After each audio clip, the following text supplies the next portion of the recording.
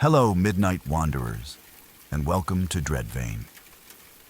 This is where ancient whispers rise beneath a crimson sky, carrying you softly into the world of dreams and shadows. Before tonight's haunting story begins, tell me, what corner of the world are you listening from? Drop it in the comments. And if the silence of the night calls to you, don't forget to like, subscribe, and ring the bell, so you'll never miss the moon's next dark secret. When I was about 13 years old, my cousin and I spent part of our school vacation at my grandmother's house. It was something we looked forward to every year. She lived in a quiet neighborhood, and staying there always felt different from being at home. During the day, we would spend hours outside, watch movies late into the evening, play cards, and eat way too many snacks that our parents normally wouldn't let us have. My grandmother loved having us visit. Her house had been in the family for a long time. It was an older home with thick wooden floors, large windows, and rooms that seemed much bigger than houses built today. It had a lot of character, but it also had the kind of atmosphere that older houses sometimes have. During the day, it felt warm and comfortable. But once the sun went down, everything changed. The hallways became darker. Every little sound seemed louder. The wooden floors would occasionally creak on their own as the house settled. None of that really bothered us. We were kids, and we usually stayed up talking or watching television until we finally fell asleep. One part of the house always stood out to me. There was a long hallway connecting the bedrooms to the kitchen. If you stood at one end, you could see almost all the way to the other side of the house. During the daytime, sunlight poured through the kitchen windows and made the hallway feel bright. At night, though, it became a long tunnel of darkness. If the kitchen light was off, you could barely make out anything except vague shapes and outlines. One night, after spending the entire day playing outside, my cousin and I went to bed, completely exhausted. I don't remember what time we fell asleep, but it must have been fairly late. At some point during the night, I suddenly woke up. The room was completely dark. At first, I wasn't sure why I was awake. Then I heard it, a faint clinking sound. It sounded exactly like plates or dishes being moved around in the kitchen. The noise wasn't loud. It was just enough to catch my attention. My first thought was completely ordinary. I assumed my grandmother had gotten up for a glass of water, or maybe couldn't sleep. She was an early riser anyway, so hearing her in the kitchen didn't seem impossible. Still lying in bed, I looked toward the bedroom door. From where I was, I could see straight down that long hallway leading into the kitchen. The kitchen itself was almost completely dark. The only light came from a little moonlight shining through one of the windows. As my eyes adjusted, I noticed something standing near the sink. At first, I thought it had to be my grandmother, but almost immediately, something felt wrong. The figure wasn't moving. It wasn't washing dishes. It wasn't reaching for a cabinet. It was simply standing there, completely still. Because the lights were off, I couldn't make out any facial features or clothing. All I could see was a dark outline against the slightly lighter background of the kitchen. Then I noticed something that made my stomach tighten. The head. It wasn't straight. It leaned sharply to one side, far more than seemed natural. At first, I wondered if maybe the person was looking down at something on the counter, but the angle didn't change. It remained tilted in the exact same position. The longer I stared, the stranger it looked. I suddenly felt completely awake. Every instinct told me that something wasn't right. I didn't want to call out because I wasn't even sure what I was looking at. Instead, I leaned slightly toward my cousin, who was sleeping in the bed beside mine. In the quietest voice I could manage, I whispered his name. He opened his eyes almost immediately. I expected him to ask why I had woken him up. Instead, before I even had a chance to point toward the hallway, He looked in the same direction. Then, in a voice barely above a whisper, he said something that instantly made every hair on my arms stand up. "Do you see that too?" For a second, I couldn't answer. Just hearing him say those words made everything feel more real. If I had been the only one awake, I probably would have convinced myself that I was imagining things. But he had seen it too, without me saying a single word, without me telling him where to look. He had immediately noticed the same figure standing in the kitchen. Neither of us moved. Neither of us spoke again. We simply stared. The house was completely silent. No dishes, no footsteps, no voices. Just the dark figure standing near the sink, with its head leaning unnaturally to one side. It felt like time had stopped. In reality, it was probably only a minute or two. But to us, it felt much longer.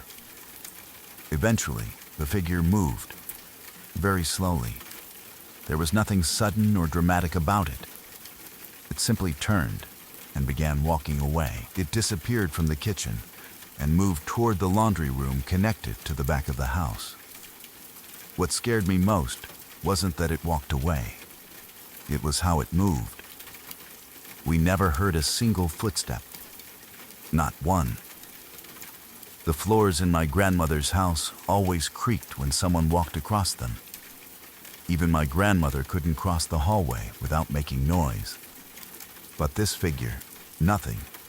Complete silence.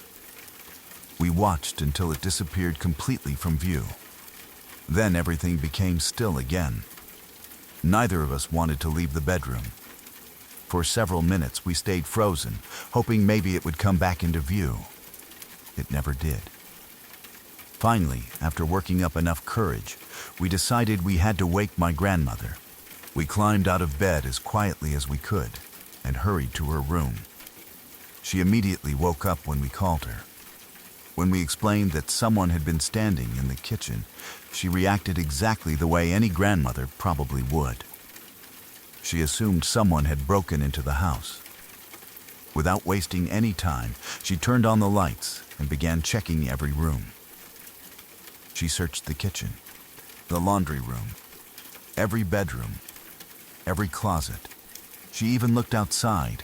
There was nobody there. Every door was still locked. Every window was secure. Nothing had been disturbed. The house was completely empty. At first, she tried reassuring us. She said maybe we'd had the same dream. Maybe we'd both been half asleep. Then we started describing exactly what we had seen. We told her where the figure had been standing.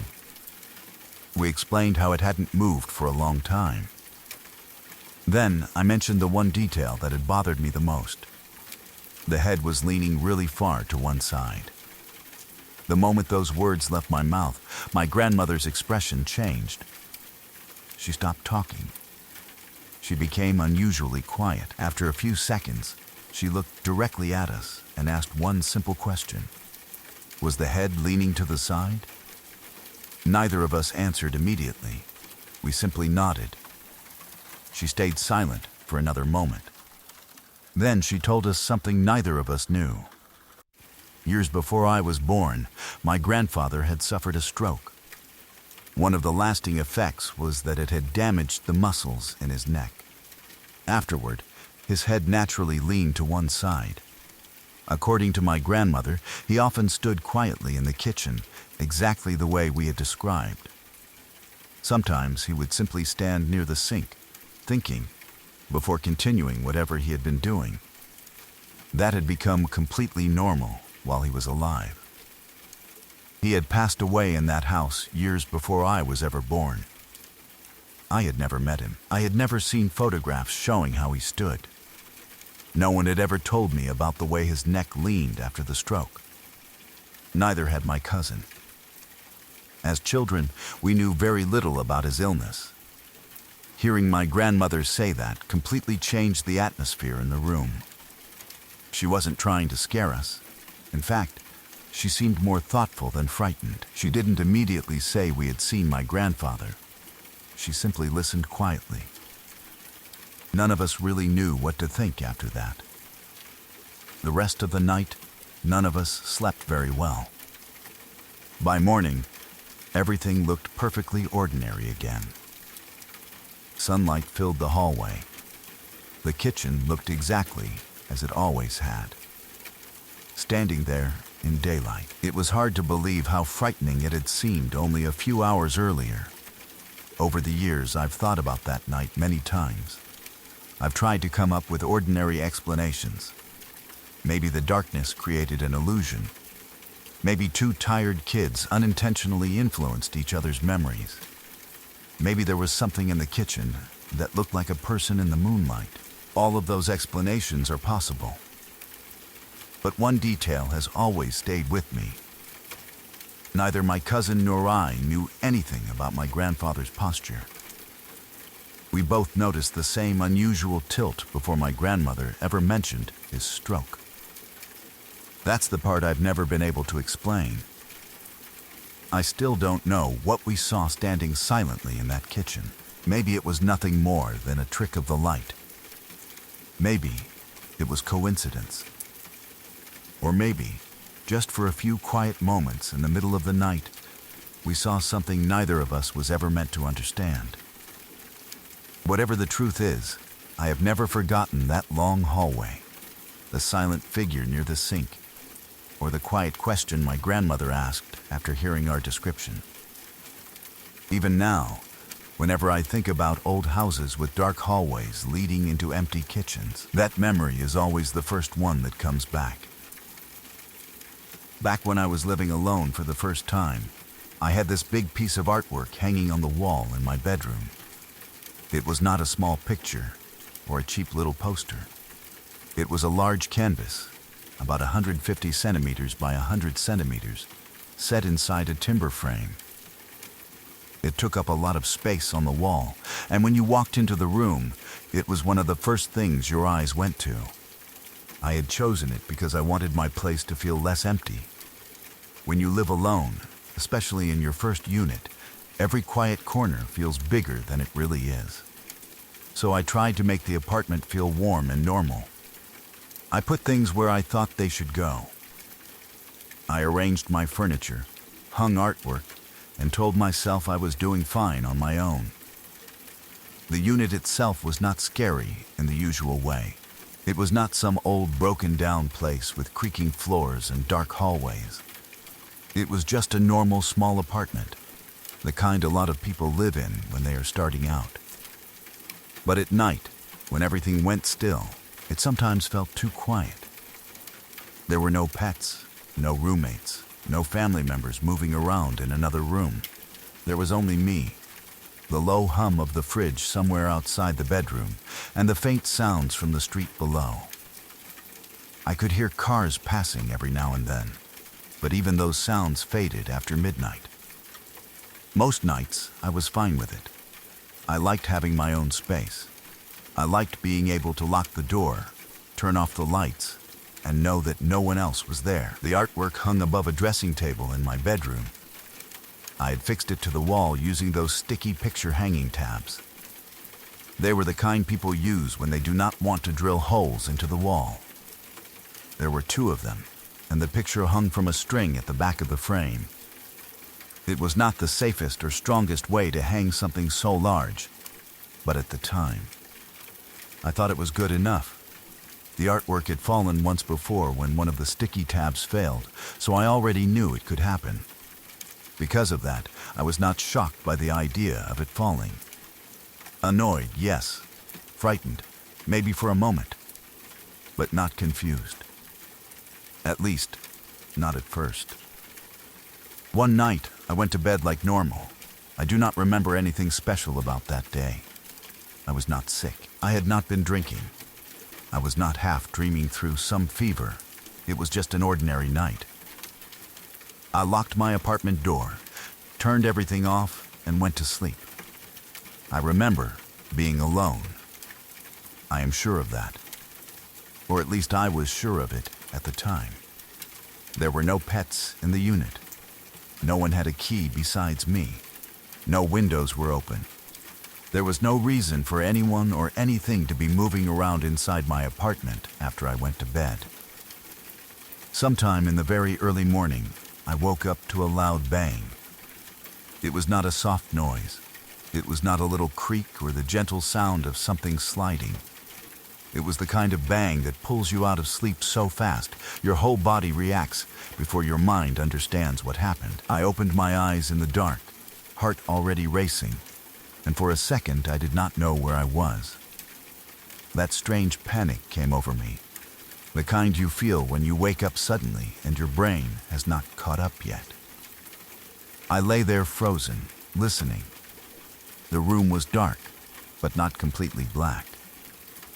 There was a streetlight outside my window, and a little bit of its light came through the curtains. It gave the room a pale, weak glow, just enough for me to make out the shapes of things. I could see the outline of the dressing table. I could see the wall behind it. And I could see that the large artwork was no longer hanging where it was supposed to be. It had fallen. The canvas was now lying on the dressing table below it, tilted at an awkward angle. The timber frame had hit hard enough to make the loud bang that woke me. Nothing else seemed to be moving. I did not hear footsteps. I did not hear breathing. I did not hear anyone running away. Just silence again, thick and heavy after the noise. At first, my fear dropped a little. I told myself, okay, that is all it was. The artwork fell. That made sense to me, because, like I said, it had happened before.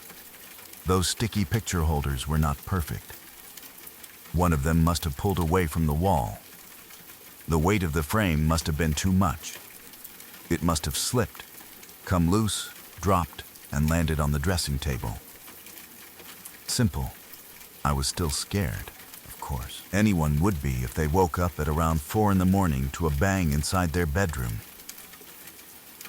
But once I saw what had made the noise, I tried to calm myself down. I did not get out of bed. I did not turn on the light. I did not even sit up properly. I just looked at the dark shape of the artwork on the dressing table and forced myself to breathe normally. There was a part of me that wanted to switch on the lamp and check everything, but there was another part, the tired and stubborn part, that did not want to deal with it. It was 4 a.m. I had been asleep. I was alone. The room was quiet now. The problem seemed obvious. The picture had fallen. I could fix it in the morning. So I rolled over and tried to go back to sleep. Looking back now, that decision bothers me more than anything else. At the time, it felt normal. It felt lazy, maybe, but not dangerous. I remember thinking, I will deal with it later. I did not want to fully wake myself up by turning on the light. I did not want to stand there in the cold, tired and annoyed, trying to work out how to rehang a heavy frame in the middle of the night. So I ignored it. I ignored the bang. I ignored the fact that something large had moved in the room while I was asleep. I ignored the cold feeling in my chest that had not fully gone away, and somehow, I fell asleep again. When morning came, everything looked different. Things that feel scary in the dark usually feel smaller in daylight. I expected that to happen. I woke up, remembered the noise, and thought I would see one of the sticky tabs hanging loose or lying on the dressing table. I expected to find a simple explanation. Maybe one tab had peeled off the wall. Maybe the string had slipped. Maybe the frame had pulled itself free because the adhesive had weakened over time. Whatever it was, I thought the answer would be obvious. I got out of bed and walked over to the wall. That was when the confusion started. Both sticky tabs were still attached to the wall. Not one. Both, they were still firmly stuck in place, right where they had been the night before. They were not hanging half off. They had not peeled. They had not torn away from the paint. They looked completely normal, as if nothing had happened at all. I stood there staring at them, trying to make sense of what I was seeing. My first thought was that maybe I had misunderstood how the artwork had been hanging. Maybe the string had somehow slipped off without the tabs moving. But the more I looked at it, the less sense it made. The way the frame was hung meant the string had to sit over the holders. It could not simply slide down and fall off by itself. To remove the artwork from the wall, you had to lift the whole thing up a good distance, high enough for the string to clear the tabs. I am not talking about lifting it a tiny bit. I mean it needed to be raised around 20 centimeters, maybe more, before it could come free. And this was not a light little frame. It was large, heavy, and awkward to hold. When I hung it up, I had to use both hands and take my time. It was not something that could just jump off the wall. I kept looking from the wall to the artwork, then back to the wall again. The frame was on the dressing table. The tabs were still on the wall. The string was still attached to the back of the frame. Nothing was broken. Nothing was ripped. There was no obvious damage anywhere. It was as if someone had lifted the artwork off the wall and placed, or dropped, it onto the dressing table. That thought made my stomach turn. I checked the frame more closely. I checked the string. I looked at the back of the artwork, then at the sticky tabs again. I tried to picture how it could have fallen. Maybe one side slipped first. Maybe the string stretched. Maybe the frame tilted at just the right angle. I stood there for a long time, testing every normal explanation I could think of. But every answer had the same problem. The artwork could not have fallen unless it had first been lifted, and I had been asleep in the bed only a few meters away.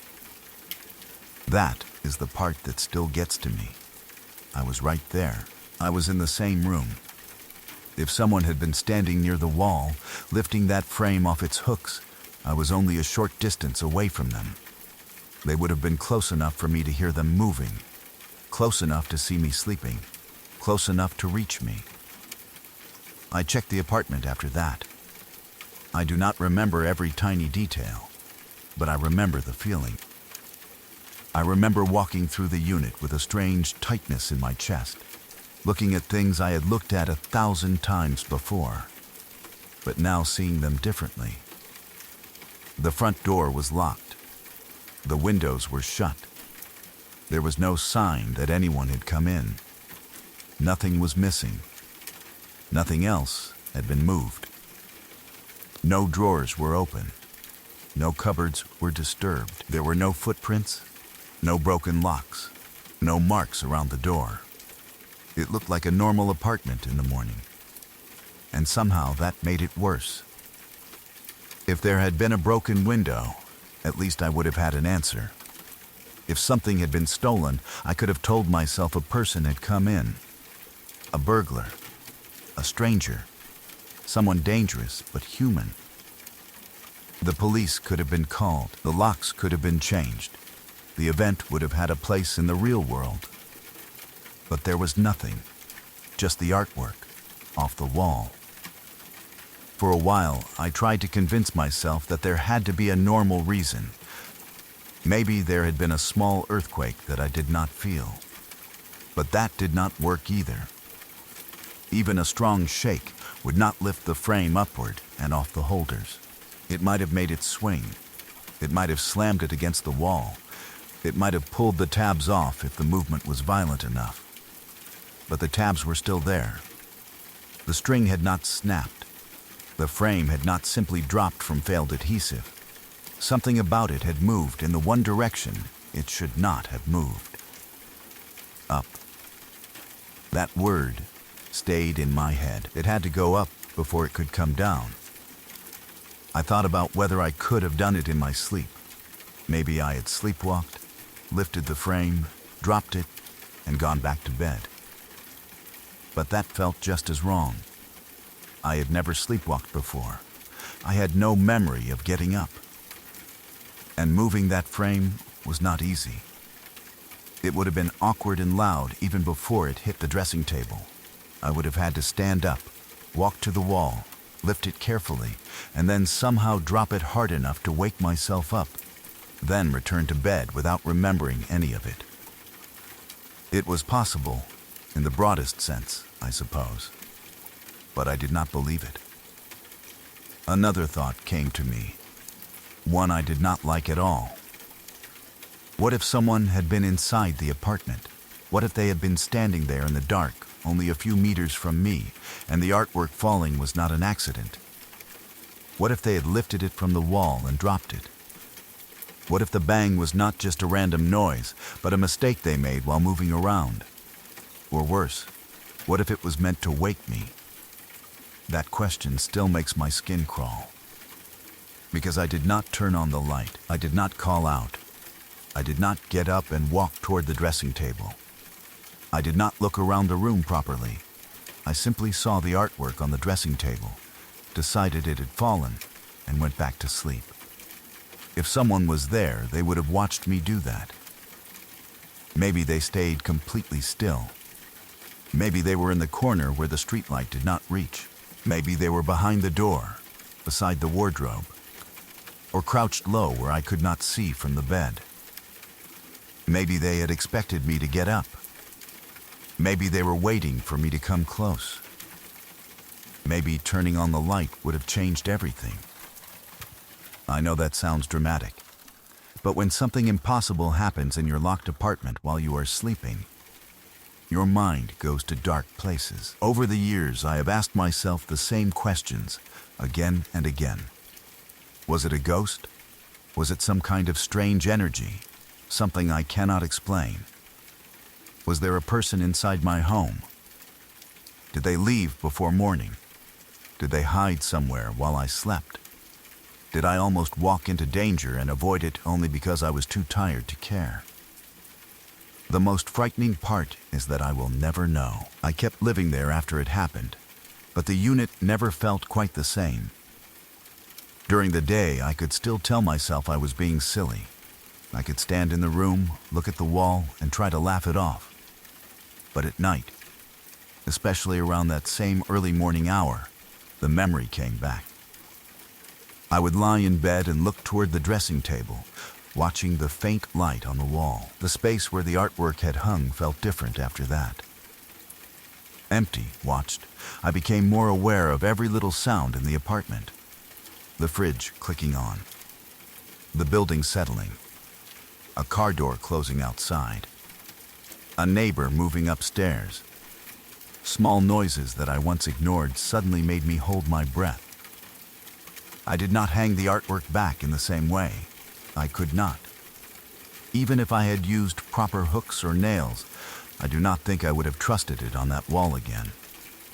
The frame itself had become linked to the moment. Every time I looked at it, I remembered waking in the dark, hearing that bang, and seeing it lying where it should not have been. A normal object in the wrong place can become terrifying when you cannot explain how it got there. People sometimes say that fear needs something big to be real. A face at the window, a voice in the hallway, a hand on your shoulder. But sometimes fear is quieter than that. Sometimes it is just two sticky tabs still attached to a wall when they should have fallen with the picture. Sometimes it is the simple fact that an object moved in a way it could not move by itself. I have told this story to people before, and most of them try to help me explain it. They say maybe the angle was strange. Maybe the string bounced. Maybe the tabs flexed. Maybe I was not fully awake and saw it wrong. I understand why they say those things. I would probably say the same if someone told me this story. It is easier to believe there is a small detail missing than to accept that something happened without a proper reason. But I know what I saw the next morning. The tabs were still firmly stuck to the wall. The frame was heavy. The string needed to be lifted around 20 centimeters to come off. No pet was there to knock it. No person was supposed to be inside. The apartment was locked, and I was alone in bed when the noise happened. At least, I thought I was alone. That is the line my mind always returns to. As far as I know, I was alone. But after that night, as far as I know, stopped feeling like enough. Because I had been so sure. I had locked the door. I had gone to bed believing the space was safe. I had trusted the quiet. Then something impossible happened just a few meters away from me, and I chose not to look closer. Maybe that choice saved me. Maybe if I had turned on the light, I would have seen something I was not meant to see. Maybe, if I had walked over to the wall, I would have found someone standing there. Maybe I would have looked into the corner and seen a shape waiting in the dark. Maybe nothing would have happened at all, and I would have found a boring explanation that would let me forget the whole thing. But I did not get up. I did not check. I let the darkness stay dark. For years, I have wondered whether that was cowardice, laziness, or instinct. At the time, I thought I was just tired. Now I am not so sure. Maybe some part of me understood that the safest thing to do was nothing. Maybe my body knew before my mind did. Maybe staying still, pretending I believed the easy answer, and going back to sleep was the one thing that kept me from becoming part of a much worse story. I will never have proof either way. I cannot say it was a ghost. I cannot say it was an intruder. I cannot say it was anything at all. All I can say is that something lifted a large, heavy piece of artwork off my wall in the middle of the night while I was alone in a locked apartment and dropped it hard enough to wake me. And I was naive enough to ignore the possible danger only a few meters away from my bed. Maybe that was foolish, or maybe that is the only reason I am still here to tell the story. When I was a first-year college student, I worked as a barista on campus. It was not a glamorous job, but I liked it well enough. The cafe was busy during the day, especially between classes, when students rushed in half awake and asked for coffee like it was the only thing keeping them alive. By the time night came, it was usually calmer. People came in with laptops, tired eyes, and half-finished assignments. Some wanted a drink before going back to their dorms.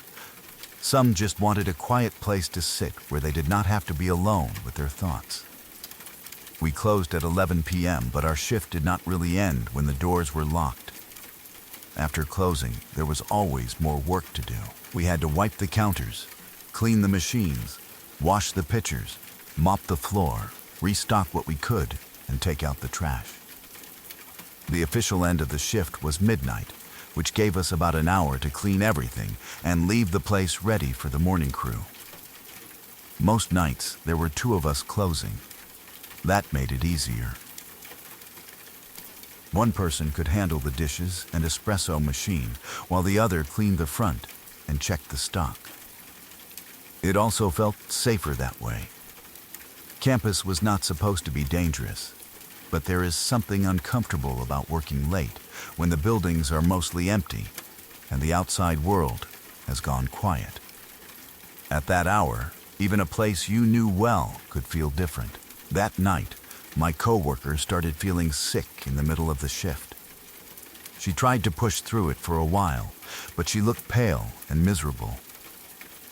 Eventually, she told me she could not stay. I told her it was okay and that I could handle the rest alone. I did not think much of it at the time. I was tired, but I had closed before. I knew what needed to be done. I figured I would move quickly, clean everything, lock up, take out the trash, and walk back to my dorm. The last hour passed slowly. After the final customers left, the cafe became strangely still. The music had already been turned down, and the bright lights made the empty chairs look almost too neat. I remember the smell of coffee grounds, cleaning spray, and old pastries. I remember the sound of the sink running and the dull clatter of dishes. I remember feeling annoyed that I had to do everything by myself, but not scared. Not yet. By the time I finished, it was close to midnight. The campus outside was quiet in the way college campuses get quiet late at night. Not completely silent, but empty enough that every sound travels farther than it should. Somewhere in the distance, someone laughed.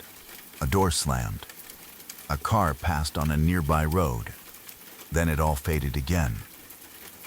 I locked the caf doors and checked them twice. I turned off the lights I was supposed to turn off and made sure everything was set. The only thing left was the trash. The dumpster was outside near a parking lot used by one of the dorms. I had taken the trash there many times before. It was not far, and I had never felt like it was a big deal. Still, walking out there alone with heavy trash bags at midnight was never my favorite part of the job. The area around the dumpster was not completely dark, but the light was uneven. Some parts of the parking lot were under bright yellow lamps, while other parts fell into shadow between cars and trees. I carried the trash bags over, trying not to drag them. They were heavier than usual because I had been the only one cleaning and had let everything pile up until the end. I remember the plastic stretching in my hands and the smell hitting me harder as I got closer to the dumpster. I lifted the lid, tossed the bags inside, and brushed my hands off against my pants. That was when a car pulled up behind me. At first, I did not feel afraid. Cars came through that lot all the time. Students parked there, picked people up, dropped people off, and sometimes just sat in their cars talking. I turned slightly and saw the headlights, then the shape of the car as it slowed near me. The driver rolled down the window. I recognized him. He was a student from my history class. I would not say we were friends, but I knew his face. I had seen him sitting in the lecture hall, maybe a few rows away. We had probably spoken once or twice in passing. He was familiar enough that my guard dropped. In college, that kind of familiar face can make you feel safe, even if you barely know the person. You see someone around campus, in class, in the dining hall, near the dorms, and your brain puts them in the category of normal. There were 2 other students in the car with him. I did not know them personally, but I had seen them around too. That also made the situation feel less threatening at first. They looked like regular students, people from campus, people who belonged there. The driver smiled and asked if I wanted a ride back to my dorm. I thanked him, but I said no. My dorm was only about a 10-minute walk away. I had walked it many times.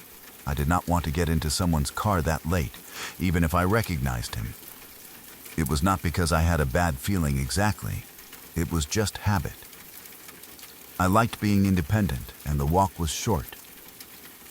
I told him I was fine. He smiled again and said okay. There was no anger in his face, no pressure, no argument, nothing that told me I was in danger.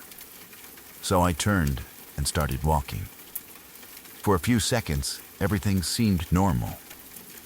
My shoes made soft sounds against the pavement. The night air was cool. I could see the edge of the parking lot ahead of me and the path that would take me back toward the dorm buildings. I was tired and thinking about bed. I probably had class the next morning. I probably had homework I had not finished.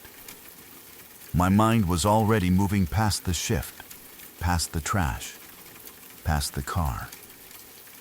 Then, I heard the engine. The car moved fast. Before I could fully understand what was happening, it whipped around in front of me and blocked my path. It was so sudden that my body stopped before my mind had time to react. For one frozen second, I just stood there, staring at the car now facing me from the wrong direction. The headlights were bright in my eyes. The doors opened. The 2 other students jumped out. Everything after that happened too quickly and too slowly at the same time. I remember trying to step back. I remember one of them grabbing me. I remember the shock of hands on my arms, the pressure, the force of it. I tried to pull away, but they were stronger, and there were 2 of them. Then the driver was involved too, and I was being pushed dragged, and forced toward the car. I wanted to scream, but the fear hit me so hard that my voice did not come out right. My body fought before my mind could plan. I twisted, kicked, tried to plant my feet, tried to grab at anything, but there was nothing to hold on to. The parking lot that had felt open a moment ago suddenly felt empty in the worst possible way. There was no one close enough to help. No one came out of the dorm. No one saw. They forced me into the back seat. The driver got back in and sped off. I remember the doors slamming. I remember being pressed down. I remember the smell inside the car. Something like old fast food, cologne, and fabric seats. I remember the sound of my own breathing becoming too loud. The two students were in the back seat with me, one on each side, holding me down so I could not move. The driver kept his eyes on the road. I tried not to panic, because I knew panic would not help me. That sounds strange, maybe, but in that moment my mind became very clear in some ways. I knew I was in real danger. I knew screaming might make them angrier. I knew fighting too hard might make things worse. I also knew that doing nothing could be just as dangerous. So I started trying to talk. I told them they could let me out. I told them it could stop right there. I said if they let me go, I would say it was a joke. I would pretend it was some stupid prank that went too far. I told them they did not have to do whatever they were planning. They could turn around, open the door, and let me walk away. I tried to make it sound easy for them. I tried to give them a way out, because I thought maybe if I made it simple enough, one of them would take it. No one answered. The driver did not look back. The two in the back kept holding me down. I tried again. I told them they were students, that people knew them, that they had lives and futures and families. I told them this could ruin everything. I told them they still had a choice. My voice was shaking, but I kept talking because silence felt like giving up. They still did not respond. So I changed what I was doing. I tried to humanize myself. I had heard people say that if someone sees you as a person, really sees you, it can make it harder for them to hurt you. I do not know if I believed that before, but in that car I wanted it to be true more than anything. I started talking about myself. I told them about my grandma. I told them how I had helped take care of her after her knee surgeries. She had needed help getting around, and I had helped nurse her back to strength. I talked about the small things, like helping her stand, bringing her food, sitting with her when she was frustrated because healing was slow. I wanted them to understand that I was someone's grandchild, someone who had been needed, someone who had cared for someone else. I told them about my baby brother. I told them I had been there when he was born, that I had helped deliver him. I talked about how small he had been and how strange and beautiful it felt to see a life enter the world. I wanted them to picture me as a sister, a person with a family, a person who had held a baby and loved him. Then I talked about my dad. I told them how sad it made me when my dad died by suicide. I do not even know why I said it, except that I was reaching for anything that might make them stop. It was one of the deepest wounds in my life, and I put it in front of them like proof that I was human. Like maybe if they knew I had already been hurt, they would not want to hurt me more. One of the guys holding me in the back seat started to look uncomfortable. I noticed it right away because I was watching their faces as closely as I could. His grip did not fully loosen, but his expression changed. He looked away from me. His jaw tightened. He seemed uneasy, like something I said had reached him for a second. That small change gave me hope. I kept talking to him more than the others. I looked at him and begged him without trying to sound too desperate. I told him he could stop this. I told him he did not have to be part of it. I told him I would remember that he helped me. I said whatever came into my head because I was trying to find the right words, the magic words, the human words that would make one of them change their mind. But it did not change anything. The car kept moving. The campus lights disappeared behind us. The familiar buildings, sidewalks, and dorm windows were gone.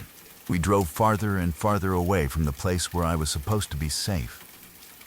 I tried to follow the turns, tried to remember where we were going, but it became harder as fear took over. The roads looked different at night. The shadows swallowed the signs.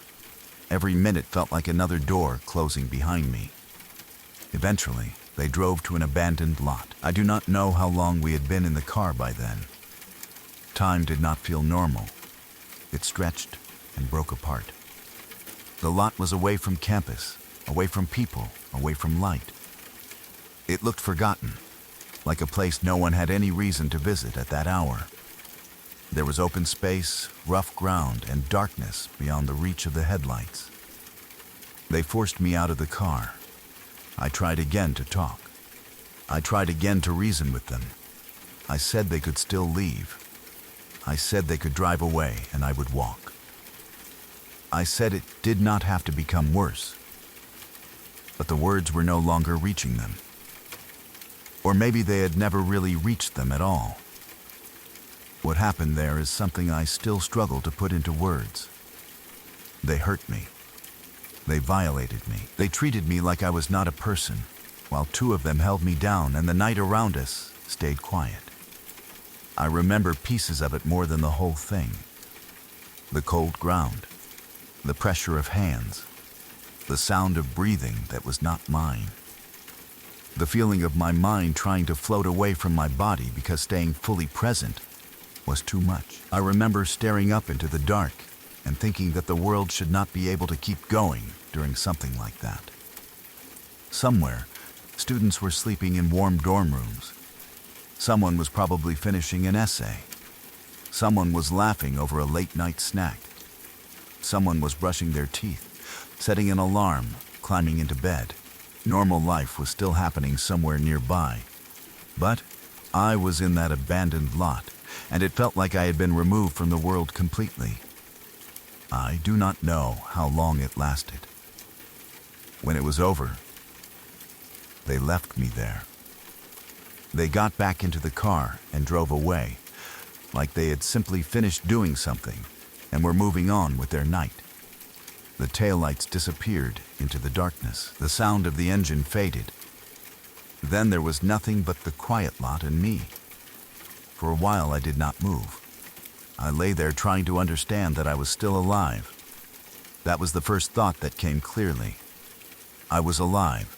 I was hurt, terrified, and far from campus, but I was alive. My body was shaking.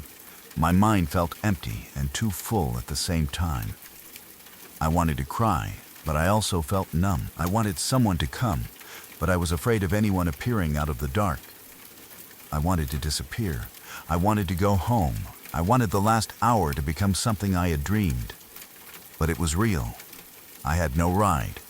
No one was there to help me. I was about 20 miles from campus.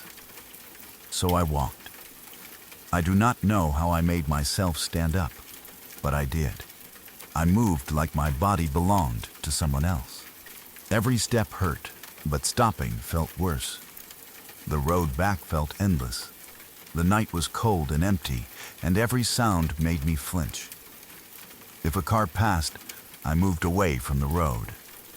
Headlights made my stomach drop. I did not know if they had come back. I did not know if another car would stop. I did not know who I could trust anymore. I kept walking. At some point, the sky began to change. Not sunrise yet, but that thin gray color that comes before morning. The kind of light that should feel peaceful, but did not. My clothes felt wrong on me. My skin felt wrong. The whole world felt wrong. I remember thinking that I had walked away from campus as one person and was walking back as someone else. That is one of the cruelest parts of something like this. The place does not change. The buildings are still there. The sidewalks are the same. The dorms still look normal. People still complain about classes, coffee, deadlines, and bad sleep. But inside you, something has been torn open, and no one else can see it unless you tell them. The world looks normal, and that makes you feel even more alone. I had trusted that campus in the simple way young students trust places they know. I had walked those paths late at night before. I had seen those faces in class and around the dorms. I believed that knowing someone's face meant something. I believed being near campus meant I was safe. After that night, I never believed those things the same way again. For a long time afterward, I replayed every moment in my head. What if I had accepted the ride? Would it have changed anything? Or would it have only made it easier for them? What if I had run the second the car pulled back around? What if I had screamed louder? What if I had not been alone closing that night? What if my coworker had not gotten sick? What if I had taken the trash out earlier? What if I had called someone to walk with me? Those questions can eat you alive because they pretend to be useful. They pretend there is an answer that can make the event make sense. But the truth is, I did not cause what happened.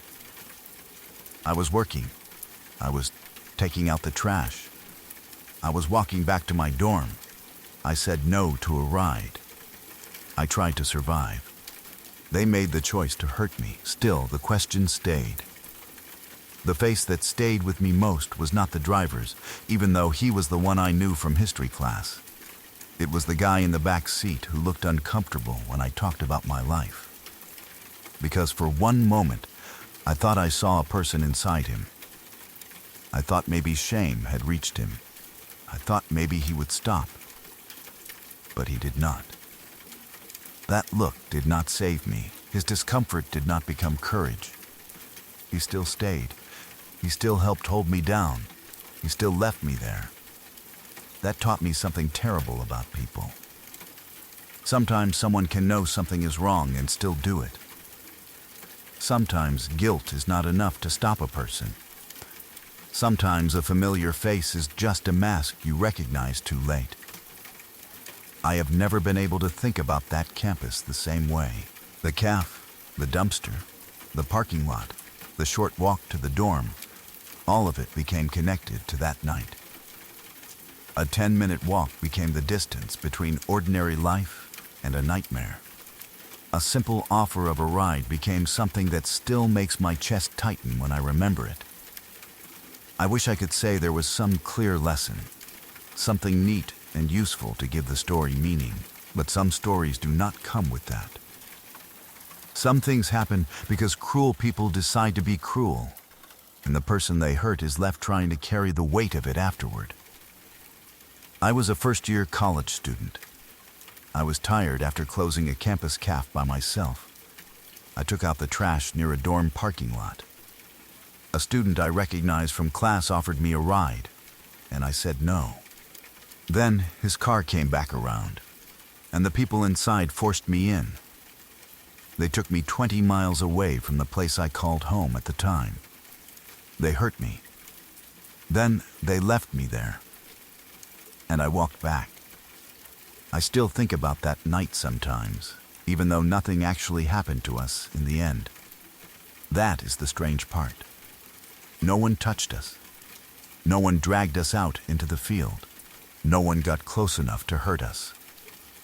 But the memory still comes back because of how wrong everything felt. It was one of those moments where your body understands danger before your mind can explain it. My girlfriend and I had decided to take a bike ride at night. It was not planned in any serious way.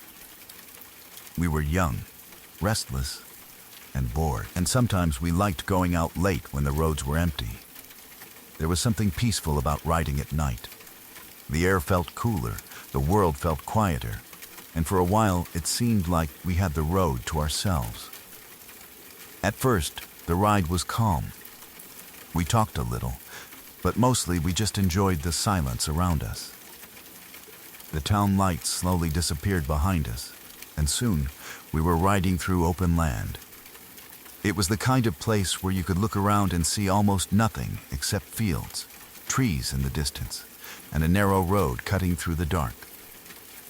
There were no houses nearby, no shops, no gas stations, no buildings, and no people.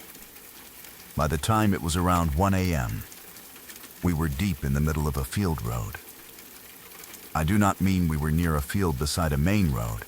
I mean we were really out there, on a small road with nothing around us. The darkness felt bigger there.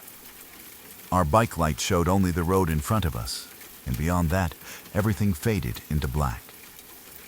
My girlfriend was holding on to me from behind, and I remember feeling her shift a little when the silence started to feel too heavy. I did not say anything because I did not want to scare her, but I had already started to notice how empty the place was. If something went wrong, there was nowhere to go. No door to knock on. No person to call out to. Just open field on both sides and a narrow road behind and ahead. Then we saw headlights. At first, they were far away, just 2 bright points in the dark. I thought it was another car using the field road. Maybe someone local going home late. But as it came closer, I could see it was a black SUV. It looked large and heavy compared to our bike, and on that narrow road, it seemed to take up more space than it should have. The SUV was coming straight in our direction. I slowed down and moved as far to the side as I safely could. The road was very narrow, and there was not much room, but I wanted to create enough space between us and the vehicle. I did not want any trouble. I just wanted it to pass, and then we could keep riding. As it got closer, I noticed the windows were dark, not just a little tinted, but dark enough that I could not see inside at all. The SUV looked out of place on that road at that hour. It was clean, quiet, and somehow too smooth as it moved toward us. I also noticed the plates did not look local. They looked foreign, though in that quick moment, I could not read them properly. The SUV passed us slowly. For 1 second, I thought that was the end of it. Then, it stopped a little behind us. That is when the whole feeling of the night changed. I looked in the mirror and saw its brake lights glowing red in the dark. My girlfriend tightened her arms around me. Neither of us spoke. We just watched, waiting for it to move again. The driver's door opened. A man got out. I could not see him clearly because the headlights and shadows made everything strange, but I could see enough to know he was facing us. He stood beside the SUV for a second. Then he started screaming. I could not understand what he was saying. Maybe it was because we were too far away. Maybe it was because of the wind, or the engine, or the panic already rising in my chest. Maybe he was speaking another language. All I know is that his voice was loud, angry, and directed at us. He was not asking for help. He was not calmly waving us down. He was not acting like someone who needed directions. He was screaming at us in the middle of nowhere at 1 a.m. I did not wait to find out why. I turned the throttle and got us out of there as fast as I could. My girlfriend did not ask what I was doing. She already knew. She held on tight as the bike jumped forward. The road was narrow and uneven, and I had to keep control while trying to get distance between us and the SUV. My heart was beating so hard I could feel it in my throat. Behind us, I heard the SUV door slam. Then I heard the engine. He was trying to follow us. That sound made my stomach drop. It was not just some angry man yelling and then going back to his car. He was actually trying to come after us. I looked back only once, and I saw the headlights shift as the SUV started moving again. For a second, those lights filled the darkness behind us like something hunting. But then I realized something. The road was too narrow. He had stopped behind us after passing, and because of how tight the road was, he had no easy way to turn around. There were fields on both sides, and the edges were rough. He could not just swing the SUV around quickly like he might have done on a normal street. He had to struggle with the space, and that gave us a few seconds. Those few seconds probably saved us from finding out what he wanted. I kept riding as fast as I dared. I did not want to crash, especially on a road like that. The bike light shook over the ground, showing bumps, dirt, and the thin strip of road ahead. My hands were tight on the bars. My girlfriend was pressed against my back, and I could feel how scared she was. I was scared too, but I tried not to let it take over. The worst part was not knowing if he was still behind us. The road curved slightly in some places, and the darkness swallowed everything behind the reach of our light. Every time I thought I saw a glow behind us, my body went cold. I kept expecting those headlights to appear again, bigger and closer. I did not know the area well enough to feel safe. I only knew we had to keep moving until we reached a better road or someplace with lights. The field seemed endless. The night had felt peaceful before, but now it felt like it was closing around us. Every shadow looked like a place someone could be waiting. Every sound behind us made me want to turn around, but I forced myself to look ahead. My girlfriend finally leaned closer and asked if he was still coming. I told her I did not know. I did not want to lie, but I also did not want to make her panic. I said we were not stopping, no matter what. She nodded against my shoulder and held on even tighter. After a while, we reached a wider road. It was still quiet, but it felt less trapped than the field road. I turned onto it and kept going. Only then did I let myself look back properly. I did not see the SUV. There were no headlights behind us now, no engine, no dark vehicle coming out of the field road, just empty night. But we still did not stop. We kept riding until we were much closer to town. Only when we saw lights, buildings, and a few normal cars did I slow down. My girlfriend's hands were shaking when she let go of me. I could barely speak. We both just sat there for a moment, trying to understand what had happened.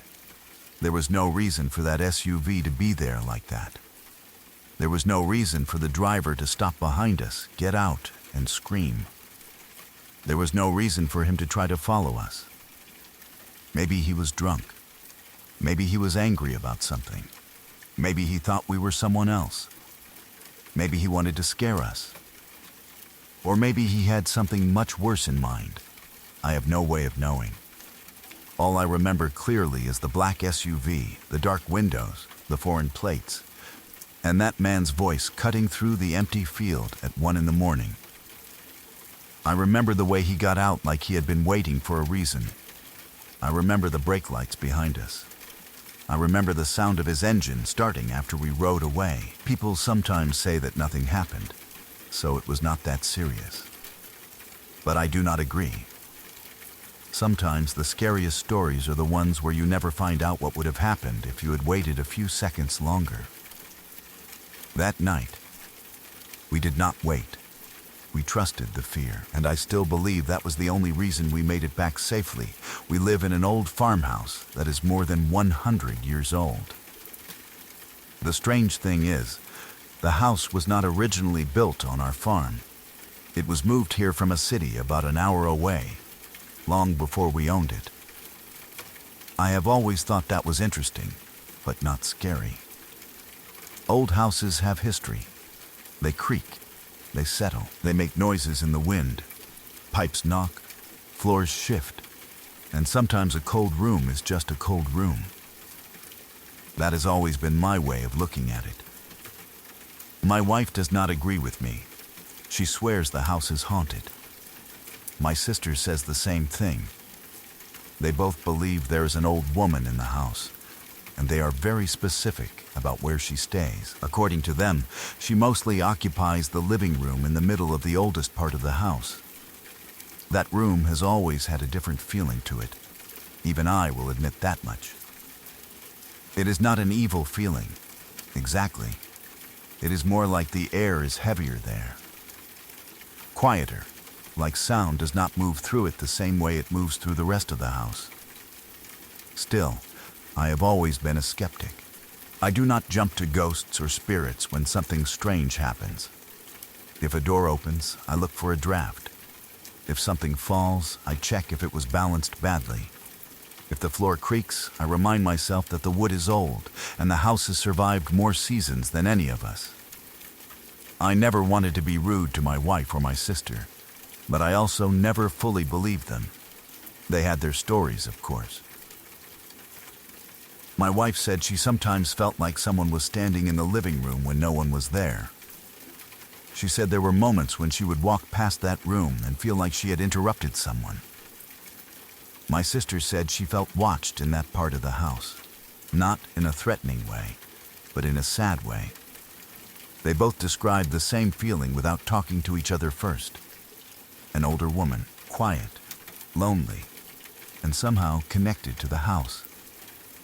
I listened when they talked about it, but in my mind, I always filed it away under old house imagination.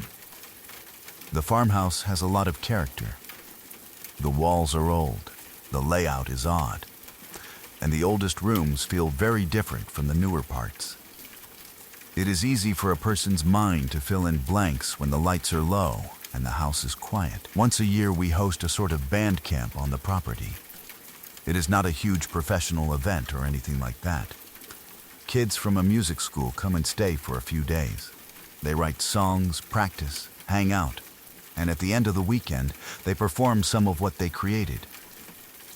It is always a lively time, and the old farm feels completely different while they are there. Instead of silence and creaking wood, there is laughter, instruments, voices, footsteps, and music drifting in and out of the house. I like hosting it. There is something good about seeing young people create something in a place with so much history. They bring energy into the old rooms. They sit on the floor with notebooks, guitars, keyboards, and half-empty cups of coffee. They stay up late working on lyrics and melodies. The whole property becomes alive for a few days.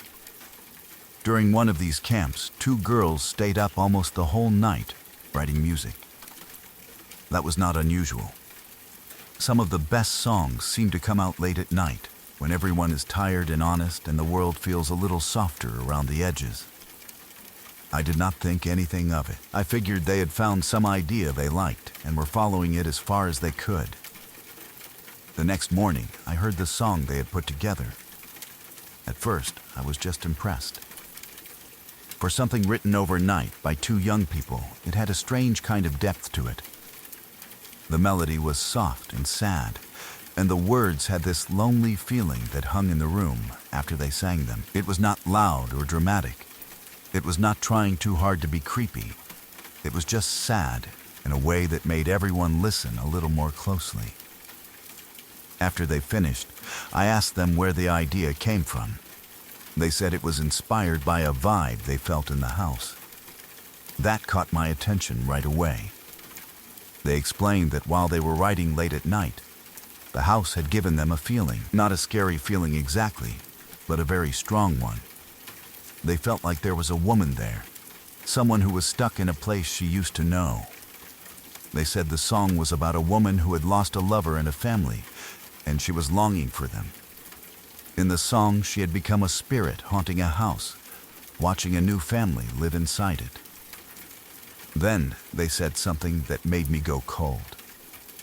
They said the woman in the song felt like she was trapped because the place she belonged to had been moved away, and now she could no longer leave. I did not say anything for a moment. They did not know the story of the house. They did not know it had been moved here from a city about an hour away.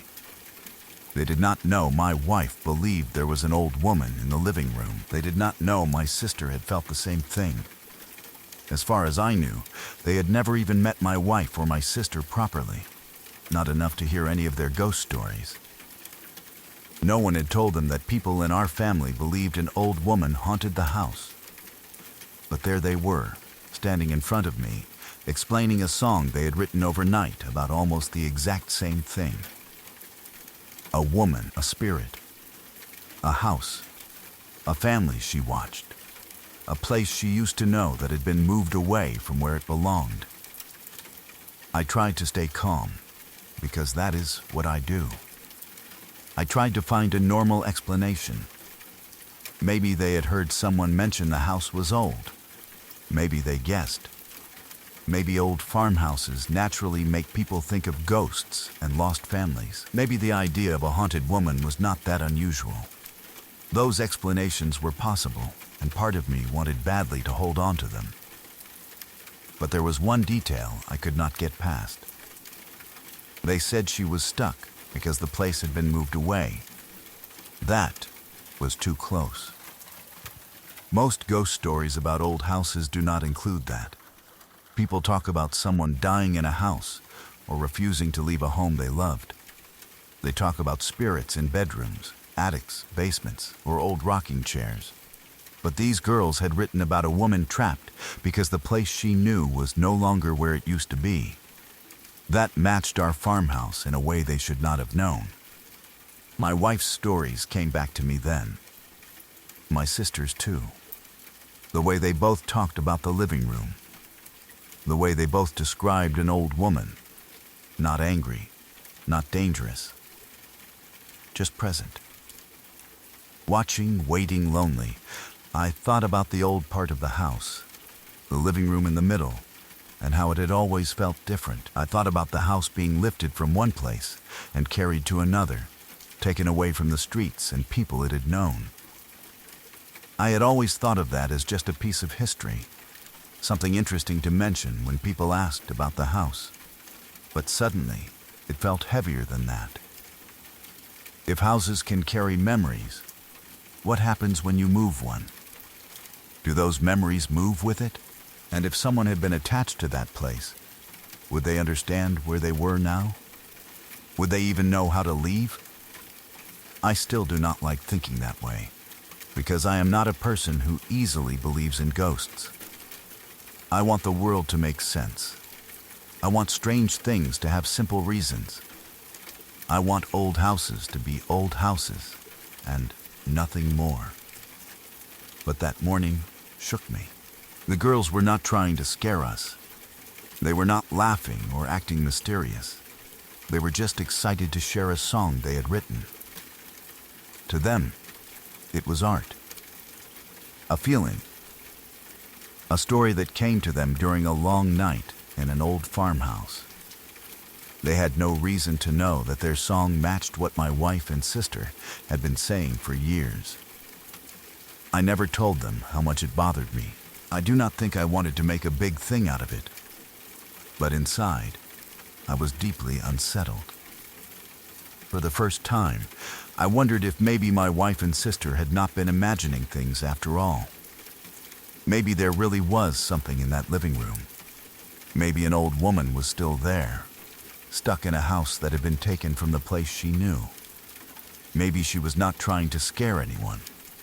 Maybe she was just lonely, watching one family after another pass through rooms that still felt like hers. I still call myself a skeptic, but I do not say it with the same confidence anymore. Because two girls came to our house for music camp, stayed up all night writing, and somehow created a song about the same old woman my wife and sister had always felt there. They had never heard the stories. They had no way to know. And that is what creeped me out the most. An old friend of my brother-in-law used to work as a plumber, and one day he came over to our house to talk with my husband about putting in a sprinkler system for our front yard. It was supposed to be a normal visit. Nothing about it felt strange at first. He was just there to look at the property, talk about the water lines, and see what kind of work would need to be done. Our house had a crawl space where the main water connections were located. It was one of those low, dark areas under the house that nobody really liked going into unless they had to. Since he was a plumber, he needed to take a look down there before giving my husband proper advice about the sprinkler system. So he and my husband were talking through the details, walking around and checking what needed to be checked. I was in the kitchen at the time, cooking dinner. It was just an ordinary evening. I remember the sounds of food cooking, the smell in the kitchen, and the simple comfort of doing something normal while they discussed the yard outside. I was not paying very close attention to their conversation. I knew why he was there, and I knew my husband had it handled, so I stayed focused on dinner. At some point, the plumber walked past the kitchen door. I looked up from what I was doing because I saw movement out of the corner of my eye. I planned to smile and say hello, the way you do when someone is in your home and passes by. It should have been a quick, polite moment, just a smile, maybe a small greeting, then back to cooking. But when I looked at him, something happened that I still cannot explain. It felt like time stood still. Not completely, but almost. It was as if the whole room slowed down around him. The air felt heavy. His movement looked strange, like he was walking in slow motion. I could see him clearly, but there was something unreal about it, like I was watching a scene from outside myself instead of standing there in my own kitchen. I did not understand what I was feeling. He was only walking past the doorway, but for those few seconds, everything about him seemed different. It was not that he looked sick or scared. It was not that he said anything odd. It was not even something I could point to and describe properly. It was just a sudden feeling, deep and sharp, that this moment mattered. I remember staring at him longer than I meant to. My smile never really formed. The normal words, the easy hi, seemed to get stuck somewhere inside me. I just watched him pass the kitchen door, moving in that strange, slow way, while my mind tried to catch up with what my body seemed to already know. Then, the moment ended. The air felt normal again. He kept walking. The sounds of the house came back. The food was still cooking. My husband was still talking with him like nothing had happened. I was still standing in the kitchen, holding whatever I had been holding, feeling confused and a little shaken for no clear reason. I told myself I was being strange. Maybe I was tired. Maybe I had been lost in thought. Maybe the light from the kitchen had hit him in an odd way as he passed by. Maybe my mind had just done one of those weird things minds sometimes do, where a normal moment suddenly feels dreamlike for no reason. So I brushed it off. He finished talking with my husband about the sprinkler system and the water connections. He looked at what he needed to see. Nothing dramatic happened while he was there. No warning. No strange words. No sign that anything terrible was coming. He was just a man doing a job, someone connected to the family through my brother-in-law, someone we knew enough to let into our home. After he left, life went on. I cooked dinner. We ate. The house returned to normal. Days passed. The strange moment in the kitchen stayed in my mind for a little while, but I did not know what to do with it. It was too small to explain and too odd to forget. I could not bring it up without sounding dramatic. What was I going to say? That he walked past the kitchen door and time slowed down? That I felt something strange when I looked at him? It did not make sense.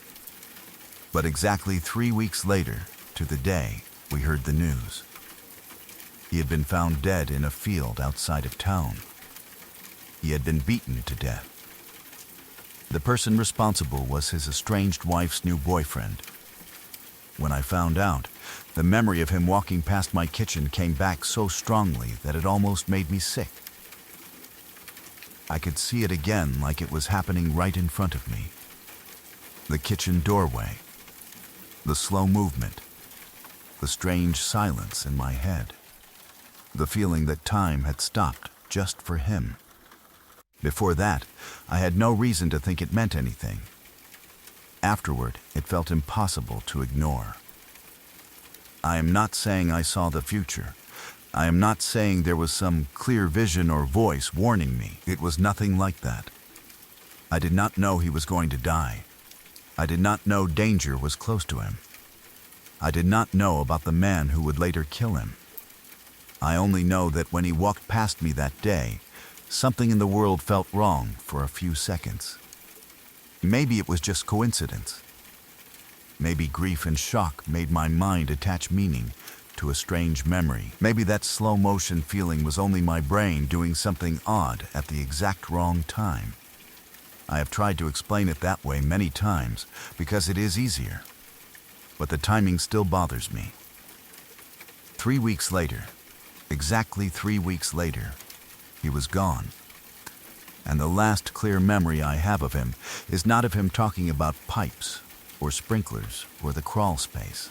It is of him walking past my kitchen door while I stood there cooking dinner, ready to smile and say hello, but suddenly unable to speak because it felt like time had slowed down around him. It was as if, for one tiny moment, something let me see him differently. Not as a plumber, not as an old friend of my brother-in-law, not as a man stopping by to discuss work around the house, but as someone who was already standing close to the end of his life, even though none of us knew it yet. That is what still haunts me. I used to work in one of the really old pubs in my town. It was the kind of place that had been there for so long that everyone knew at least one strange story about it. The building was hundreds of years old, with low ceilings, uneven floors, thick walls, and that old smell of wood, beer, dust, and stone. It sat right next to the church, which only made the place feel older and stranger. People in town used to say there were tunnels under the pub. The story was that they ran from the church under the cellars and toward the underground bar. I never knew if that was true, or just one of those local stories people repeat because it sounds good. But when you worked there long enough and had to go down into the cellars alone, it became very easy to believe that the building had secrets. The underground bar had not been used since the 1970s. By the time I worked there, it was no longer a proper bar. It had become part of the beer cellar. But it was still huge down there. It was not just a small room with a few kegs and boxes stacked against the wall. It was a wide underground space, dark in the corners, with old stone, low lights, and that cold, damp feeling cellars always have. Every sound echoed more than it should. If you dropped something, the noise carried. If you walked across the floor, your footsteps seemed to follow you. Most of the time, I was not scared of it. I had a job to do, and after a while, even strange places can start to feel normal. Still, there were moments when I did not like being down there by myself. The old underground bar always felt like it was waiting for people who would never come back. You could almost imagine the noise it must have had years ago.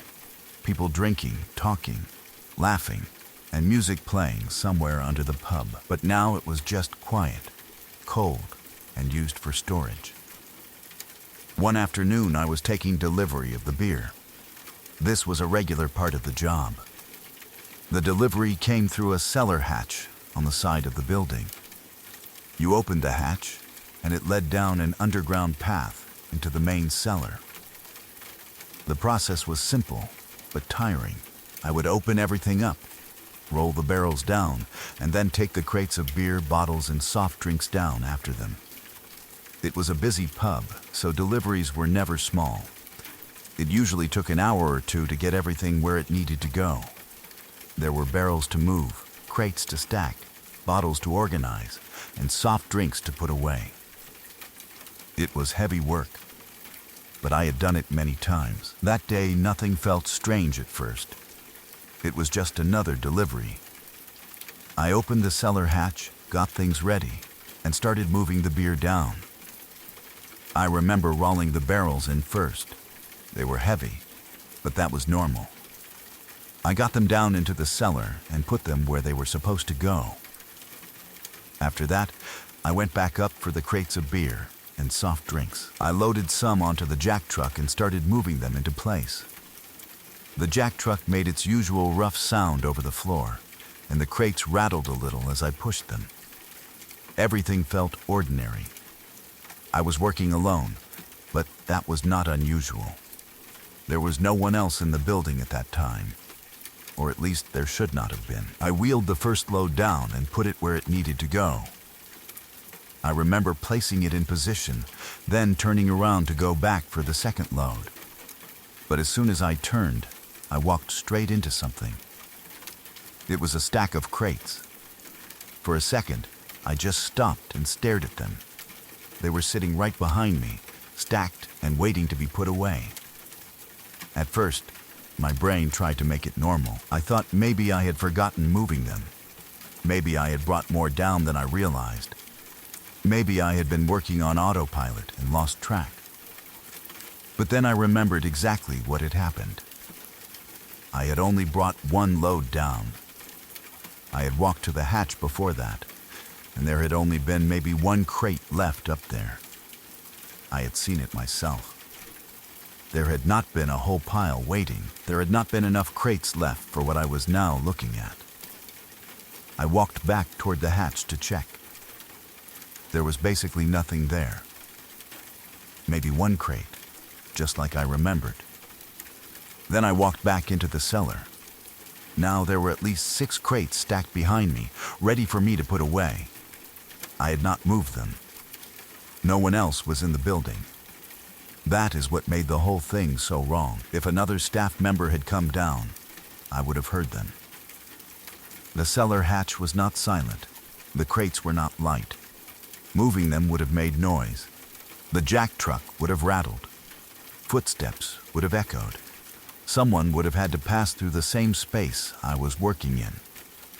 There was no way they could have moved 6 crates into the cellar without me noticing. But there they were, stacked neatly, waiting. I stood there for a while, trying to explain it. Maybe the delivery driver had brought them down, but I would have seen him. Maybe someone had come in from another part of the pub. But the building was empty, and even if someone had been there, they would have had no reason to quietly move crates behind me and then vanish. Maybe I had forgotten doing it myself, but I knew I had not. I remembered the weight of the first load. I remembered turning to go back for the next one. I remembered how many crates were left by the hatch, and now the amount did not match. The cellar suddenly felt much colder. The old stories about tunnels under the church came back to me. The underground bar that had been closed since the 70s did not feel like just an old storage area anymore. It felt like a place where something had noticed me working alone. I did not see a figure. I did not hear a voice. Nothing jumped out at me. In a way, that made it worse. If I had seen someone, even a stranger, at least I would have had an answer. But there was nothing. Just the crates, moved from one place to another by someone or something I could not find. I finished the delivery faster than usual after that. I did not want to stay down there longer than I had to. Every sound made me look over my shoulder. The scrape of a crate on the floor, the creak of the building above me, the hum of the coolers, all of it felt louder than before. I kept expecting to turn around and find something else moved. But nothing else happened. The crates stayed where they were. The cellar stayed quiet. The pub above stayed empty. When I finally got everything put away and closed the cellar hatch, I felt relieved in a way I had never felt after a normal delivery. I stood outside for a moment, just breathing, happy to be back in daylight and away from that underground space. I still do not know what happened that afternoon. Maybe there is some simple explanation I missed. Maybe my memory failed me for just a few minutes.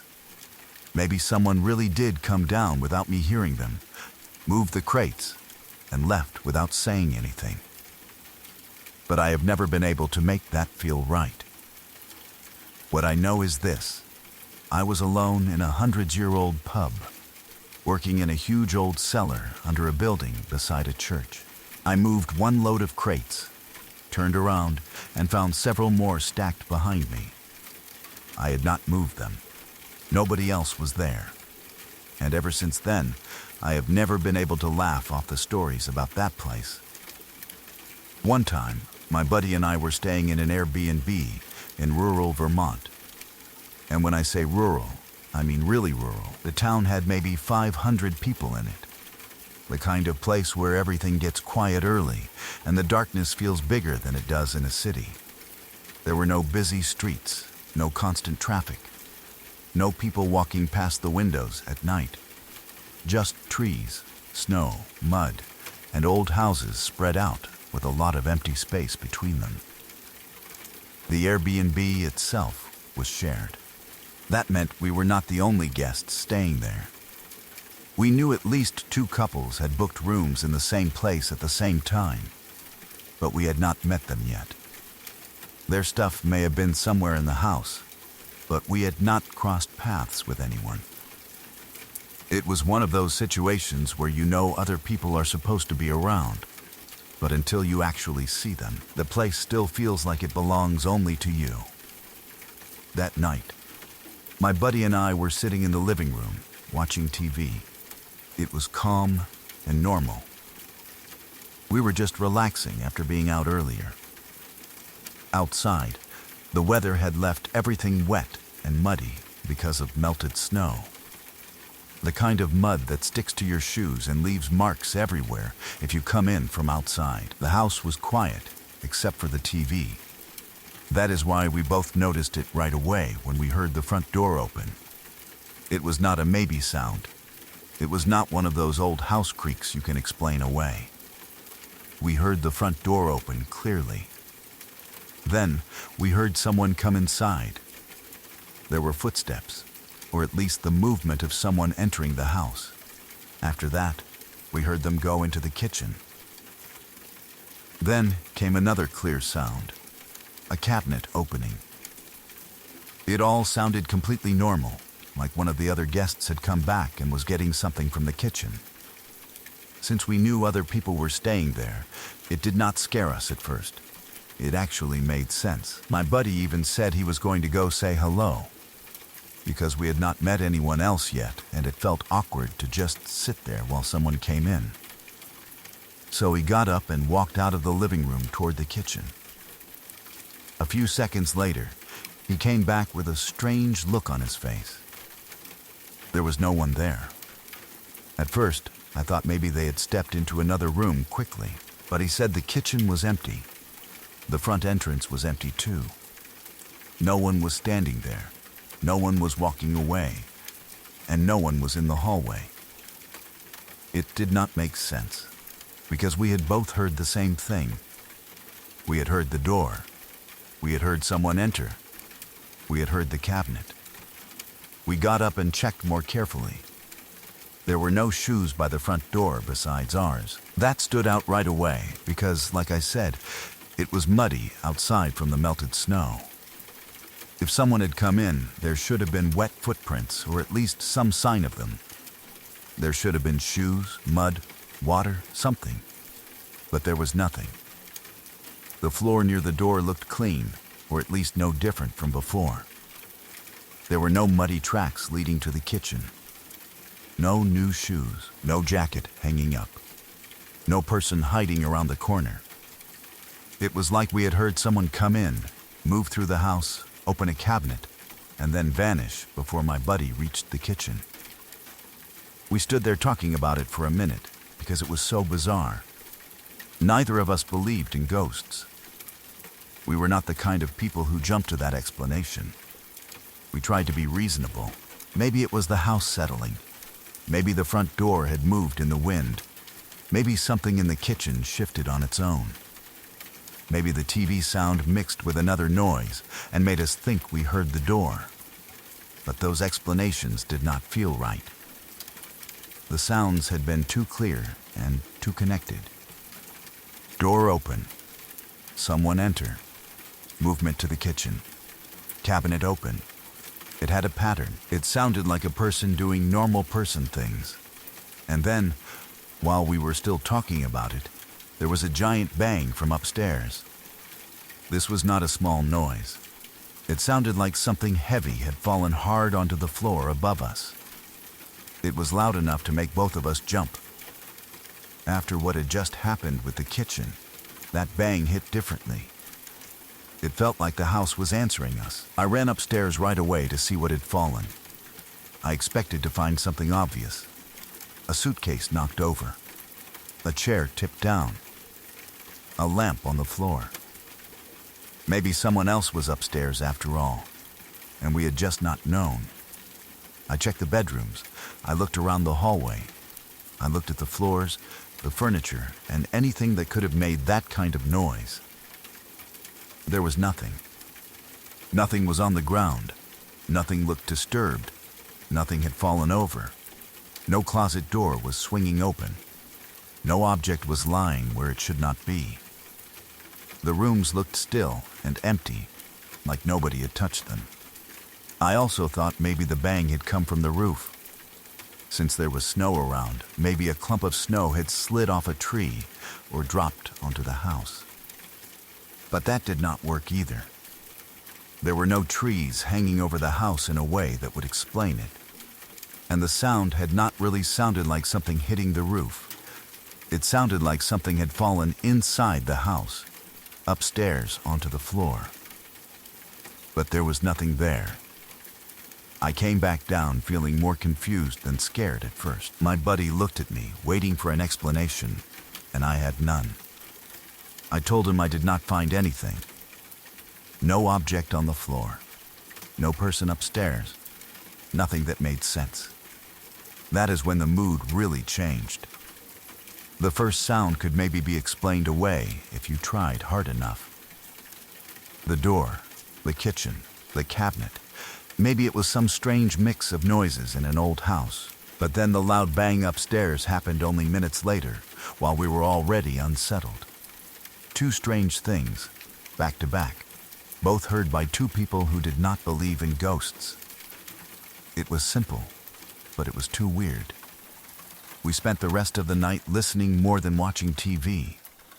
Every small creak made us look toward the hallway. Every little sound from the kitchen made my stomach tighten. I kept thinking about the cabinet noise. I kept imagining someone standing in the kitchen just seconds before my buddy walked in, then disappearing into the air. The strangest part was how normal the sounds were. There was no whispering, no shadow figure, no dramatic horror movie moment. Just a door opening, someone walking in, a cabinet being used, and then a heavy bang upstairs. Ordinary house sounds. But when ordinary sounds happen with no person there to make them, they become much worse. We never got a real answer. Maybe another guest somehow came in and left without leaving footprints, shoes, or any trace at all. Maybe the house made noises that sounded exactly like a person entering and opening a cabinet. Maybe something upstairs shifted and somehow made a huge bang without anything falling. I do not know. What I do know is that my buddy and I both heard it. We both reacted to it. We both checked and found nothing. And neither of us were ghost people. That Airbnb was in the middle of a tiny rural Vermont town, surrounded by darkness, mud, and snow. We were sitting there watching TV, thinking it was just another quiet night. Then we heard someone come inside. But no one was there. Then, something crashed upstairs. But nothing had fallen. It was only two simple things, but they were so impossible to explain that I still think about them. And to this day, I do not know what we heard in that house. My wife was driving, and I was sitting in the passenger seat. It was a chilly night in late October, the kind of night where the air feels sharp even through the windows of the car. We were driving along the back roads of rural Pennsylvania, away from the bigger roads and the lights of town. Out there, Everything felt darker and quieter. The trees were thick on both sides, and the road curved through the woods like it had been cut there a long time ago, and then mostly forgotten. It was not the first time we had driven on that kind of road. Pennsylvania has plenty of places like that, especially once you get away from the busier areas. Long stretches of narrow road, old farmhouses sitting far apart, hills that rise suddenly, and woods that seem to press in close around you. During the day, it can look peaceful. At night, it feels different. The headlights only show you what is right in front of the car, and everything beyond that becomes a wall of black trees. We were in her SUV, and the heater was running low. I remember the soft sound of the tires on the road, and the way the headlights caught the faded lines ahead of us. There was not much traffic. I do not remember seeing any other cars around that time. It felt like we were the only people out there, driving through miles of empty countryside. At some point, we started climbing a steep hill. It was one of those hills where you cannot really see what is on the other side until you reach the top. The road went up sharply, and the trees on both sides made the view feel closed in. My wife kept both hands on the wheel as the SUV pulled upward. I was looking forward, not expecting anything strange. It was just another quiet road on a cold October night. Then we reached the crest of the hill. That was when something came flying out of the woods. I still do not know if it was an animal, a person, or something else entirely. All I know is that it came out of the trees on one side of the road with a speed I had never seen before. It did not walk. It did not run in a normal way. It shot out of the woods like it had been launched. It crossed the road in front of us and disappeared into the woods on the other side, almost before my brain could understand what I was seeing. The distance it covered was huge. It must have been at least 50 yards from the trees on one side, across the road, and back into the trees on the other side. But it crossed that distance so fast that it barely felt possible. I have seen deer run across roads before. I have seen dogs, foxes, and other animals move quickly. This was not like that. This was the fastest living thing I have ever seen, and the worst part was that it looked like it was on two legs. I only saw it for a second, maybe less than a second, but that detail stuck with me. It did not look like a deer bounding on four legs. It did not look like a bear or a dog. The shape was upright, or at least close enough to upright that my mind registered it as something on two legs. It was pale too, ice white. I do not know if that was its real color, or if the headlights made it look that way, bleaching it out as it crossed in front of the car. But in that flash of light, it looked white against the darkness of the road and trees. It moved so fast that for a moment I was not even sure I had seen anything at all. That is a strange feeling. Your eyes see something, but your mind refuses to accept it because it happened too quickly and made no sense. I sat there frozen, staring ahead through the windshield, trying to replay it in my head. Had something really crossed the road? Had it been a trick of the headlights? A reflection? A shadow? Maybe a deer, and my brain filled in the rest wrong? Then I turned to my wife. Her face answered my question before I even said anything. She looked terrified, not confused, not mildly surprised.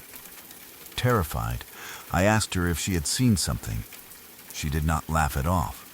She did not ask what I meant. She described exactly what I had just seen.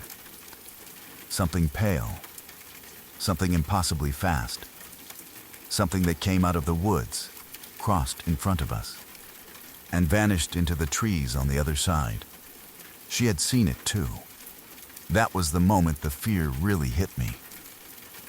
Before that, I could still tell myself maybe I imagined it. Maybe the hill, the headlights, and the darkness had played a trick on my eyes. But once my wife described the same thing, that explanation was gone.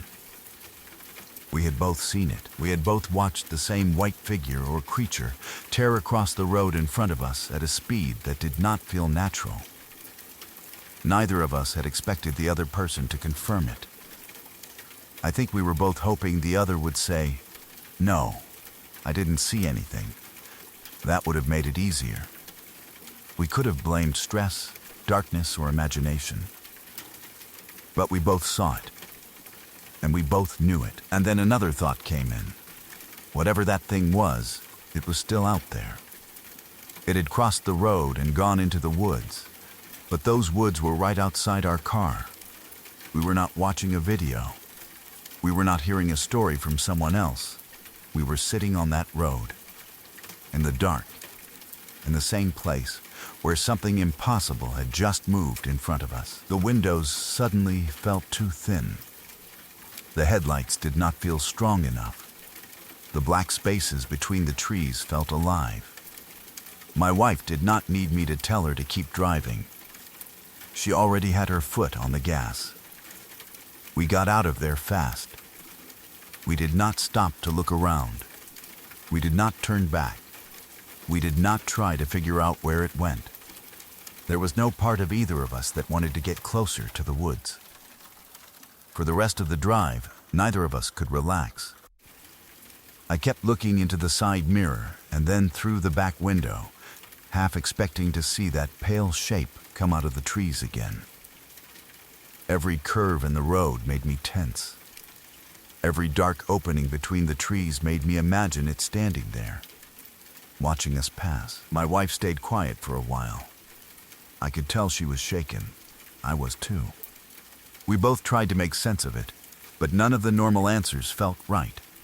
If it was an animal, what kind of animal moves like that on two legs? If it was a person, how could any person run that fast? And why would someone be out in the woods on a cold, late October night, sprinting across a rural road like that? We never found an answer. All we had was the image of that ice-white shape, the impossible speed, and the way it vanished back into the woods like it belonged there. After that night, we never drove that route again. There was nothing on that road worth taking the chance for. Maybe there is a normal explanation. Maybe some animal moved at the exact wrong angle in the headlights, and our minds turned it into something stranger. I have tried to believe that. I really have. But my wife saw it too. And when two people see the same impossible thing at the same time, it becomes much harder to dismiss. Whatever crossed that road in front of us that night was real enough to scare both of us. It was real enough to make us leave as fast as we could. And it was real enough that years later, I still remember the way it moved. Like something alive, like something pale, like something that should not have been able to run that fast. I was in my room one night, just watching TV and relaxing like I usually did before going to sleep. It was nothing special, just a normal, quiet night at home. I do not remember what I was watching, and honestly, that part does not matter. What I remember clearly is how ordinary everything felt before it happened. Our house was old, and the wiring had always been a little unreliable. The power going out was not rare for us. Sometimes too many things running at once would trip something. Sometimes the lights would flicker for no reason. Sometimes one part of the house would lose power while the rest stayed fine. It was annoying, but it was not scary. We were all used to it. So when the TV suddenly went black and the lights in my room went out, I did not panic.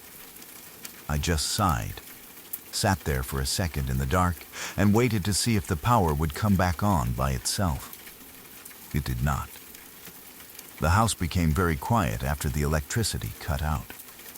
That is always the first thing you notice when the power goes off. All the little background sounds disappear at once. No TV, no hum from electronics, no soft buzz from lights, just silence. The kind of silence that makes every small sound in the house stand out more than it should. I reached around for my flashlight. I kept one nearby because, like I said, power problems happen sometimes. Once I found it, I turned it on and aimed the beam toward the floor. The light looked weak compared to the lamp and TV glow I had been used to a minute earlier, but it was enough to move around. I left my room and headed toward the basement. The basement was where the circuit breakers were. I never liked going down there at night, but I had done it before. There is something about basements that feels different after dark, especially in an old house. During the day, it is just a basement. At night, with only a flashlight, every shadow seems deeper. The stairs creak louder. The corners look darker. But I told myself it was just a simple breaker issue. I walked down the stairs carefully, holding the flashlight in front of me. The beam moved over the walls, the steps, and the clutter we had stored down there over the years. Nothing looked unusual. The air was cool, and the basement had that dusty smell old basements always have. I went straight to the breaker panel, opened it, and checked the switches. Sure enough, one of the breakers had tripped. I flipped it back, and the power came on again. I could hear the house come back to life above me. The faint hum returned. A light clicked somewhere. It was a small comfort, and I remember feeling relieved because it meant the problem was exactly what I expected. No big deal, just old wiring again. I closed the breaker panel and started back upstairs. At that point, I was not scared. Maybe a little uneasy because I had been in the basement alone in the dark, but nothing serious. I was already thinking about going back to my room and turning the TV back on. I had no reason to think anything strange was waiting for me. Then, as I was walking back toward my room, I heard a loud thud. It came from my bedroom. I stopped immediately. The sound was heavy and sudden, like something had fallen hard onto the floor. It was not a small click or a little creak. It was loud enough that I knew something had hit the ground, and it had come from the room I had just left. For a second, I stood there in the hallway, listening. I thought maybe something had tipped over when the power came back on, though that did not really make sense. Maybe a vibration from the house? Maybe something had been balanced badly and finally slipped? I tried to stay calm, but the sound had startled me badly. I was the only one home at the time. That fact came into my mind right away. No one else was supposed to be there. There were no pets in my room. No one had walked past me. No one had gone into my bedroom while I was in the basement. The house had been quiet, except for me. I walked to my room and turned the light on. At first, everything looked normal. My bed was the same. The TV was there. My clothes, furniture, and other things were all in place. I looked around, trying to find what had made the sound. Nothing seemed wrong. Then I saw it. My statue of the Virgin Mary was on the floor across the room. That statue normally sat on a table. It had been there for a long time. I kept it in one specific spot, and it was not close to the edge in a way that would make it easy to fall. It was not something that could just slide off and end up far away. It was made of glass, so if it had simply dropped from the table, it should have fallen near the table. But it had not. It was across the room. The head had broken off. I just stared at it for a while. The glass body was on the floor, and the broken head was separated from it. The sight of it made my stomach turn. There was something deeply wrong about seeing a religious statue broken like that, especially when I had just heard it hit the floor in an empty room. I looked at the table where it had been sitting. Nothing else had moved. Nothing around it had fallen. The table had not tipped. There was no sign that something had bumped into it. The rest of the room looked untouched. That made no sense. If the statue had fallen by itself, it should have landed near the table. Even if it somehow bounced, it could not have crossed the room. It was glass. It was not light enough to fly.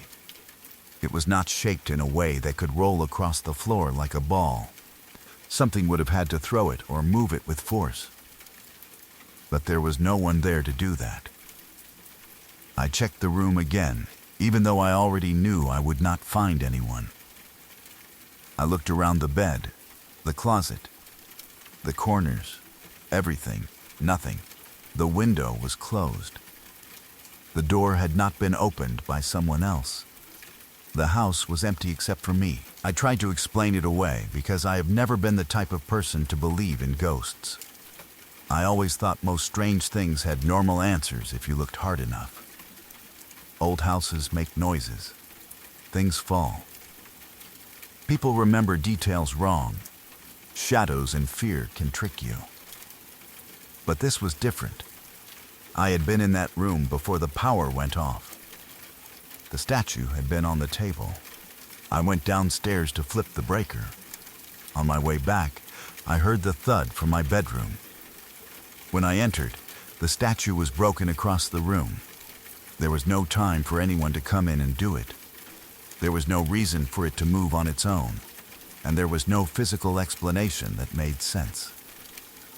The room felt different after that. The light was on, but it did not make me feel much better. I kept looking at the table, then at the broken statue, trying to force my brain to solve it. But every answer fell apart. Maybe the power coming back on caused a vibration? No. A vibration might make something fall off a table, but it would not throw it across the room. Maybe the statue was already on the edge? Still no. It would have dropped down, not landed far away. Maybe I had placed it somewhere else and forgot? No, I knew where I kept it. Maybe someone was in the house? That was almost worse to think about, but there was no sign of that either. I picked up the broken pieces, but I remember feeling uncomfortable touching them. It was not just that the statue had broken, it was the way it had broken. The way the head had come off, the way it had ended up across the room while I was gone for only a short time. After that night, I did not feel the same in that room. I still slept there, but I was more aware of every small sound. If the house creaked, I noticed. If the lights flickered, I watched them. If something shifted or settled, my mind went back to that thud. I did not suddenly become someone who believed every ghost story. I still try to be logical. I still think most strange things have normal explanations. But there are some things that stay with you because they do not fit into any normal explanation. For me, it was that statue. I was watching TV. The power went out. I went to the basement and flipped the breaker. On my way back, I heard something fall in my room. When I turned the light on, the glass statue of the Virgin Mary was across the room from the table where it belonged, broken, with its head snapped off. No one else was home. Nothing else had moved. And to this day, I still cannot explain how it happened. I was 6 years old, lying in my bed one night, waiting to fall asleep. I do not remember the exact date, and I do not remember anything special happening earlier that day. It was just a normal night, the kind of night every kid has. My room was quiet, the lights were off, and I was tucked into bed, staring into the darkness, while my mind slowly drifted.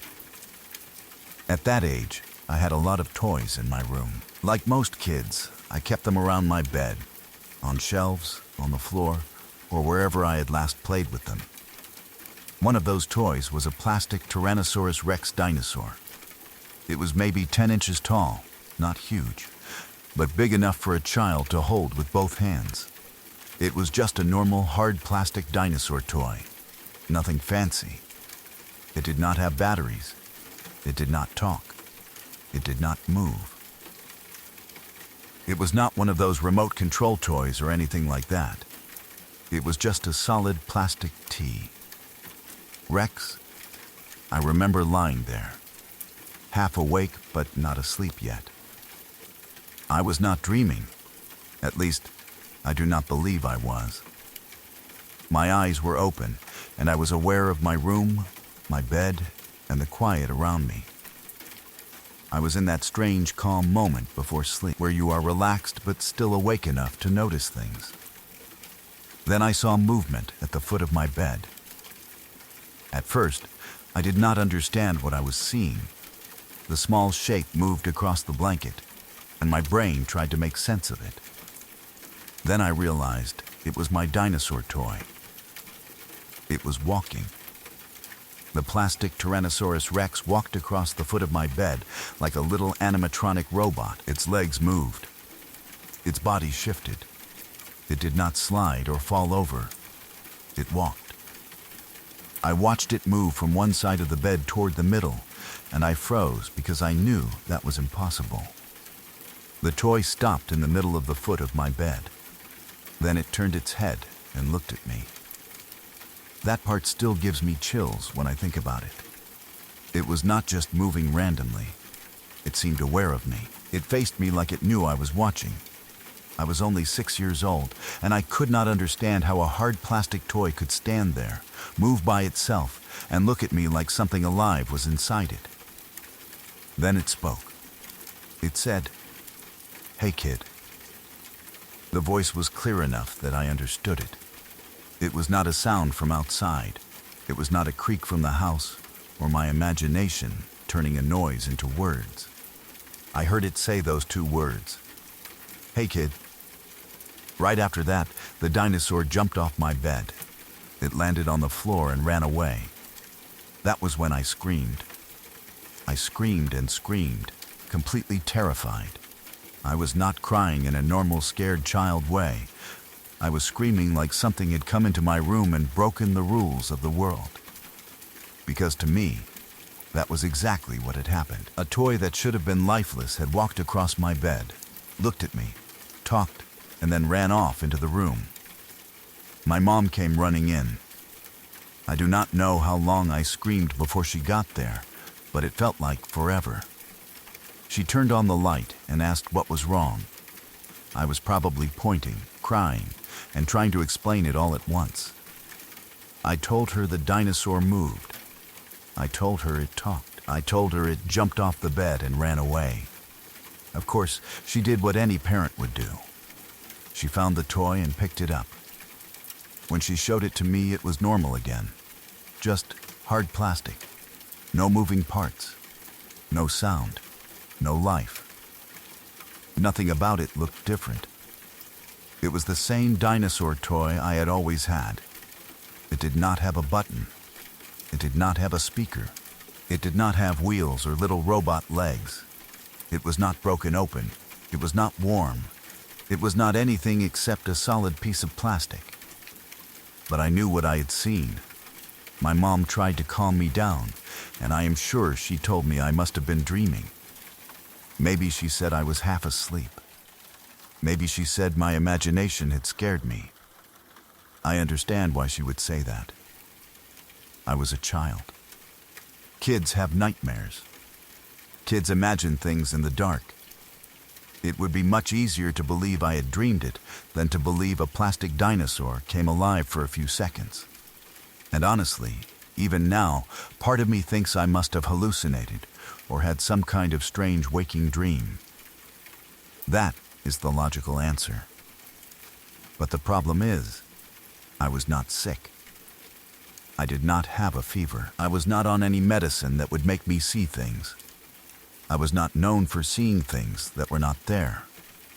Nothing like that had happened to me before, and nothing quite like it has happened since. It looked real. The way it moved looked real. The way it walked across the bed had weight to it.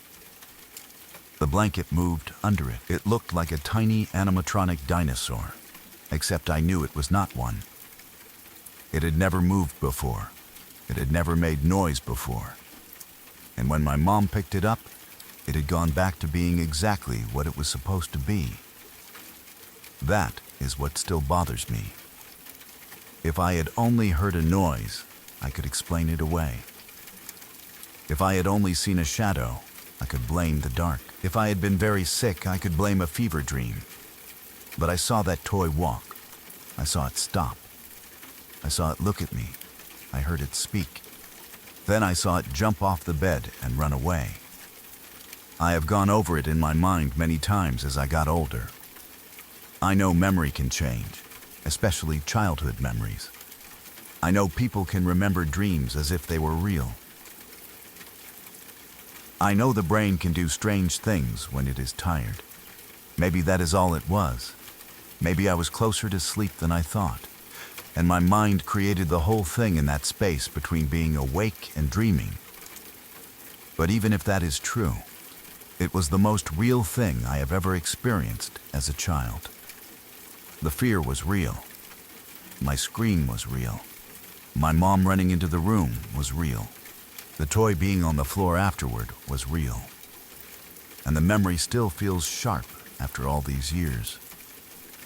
I do not claim to know what happened. I cannot say it was a ghost. I cannot say something possessed the toy. I cannot even say it really came alive, because that sounds insane when I say it out loud. All I know is that when I was 6 years old, I was lying in bed in the dark, waiting to fall asleep, and my plastic Tyrannosaurus Rex toy walked across the foot of my bed. It stopped in the middle.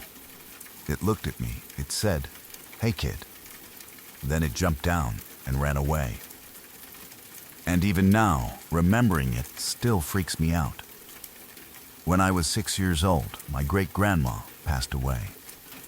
I was still very young, so I did not fully understand death the way adults do, but I understood enough to know that something sad had happened.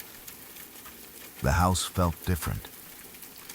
My mother was quieter than usual, and my sister and I knew we had to behave because everyone around us was upset. The day of the funeral home visit, my mother took my sister and me to say goodbye. It was an open casket, and even now, years later, I can still remember the strange feeling of walking into that room. Funeral homes have a very specific kind of quiet. It is not like a normal quiet house or a library. It is heavier than that. People speak softly, footsteps sound too loud, and everything feels careful, as if even the air does not want to disturb the dead. My great-grandma was lying in the casket at the front of the room. She looked peaceful, but also not quite like herself. As a child, that confused me. I knew it was her, but at the same time, something about her was missing.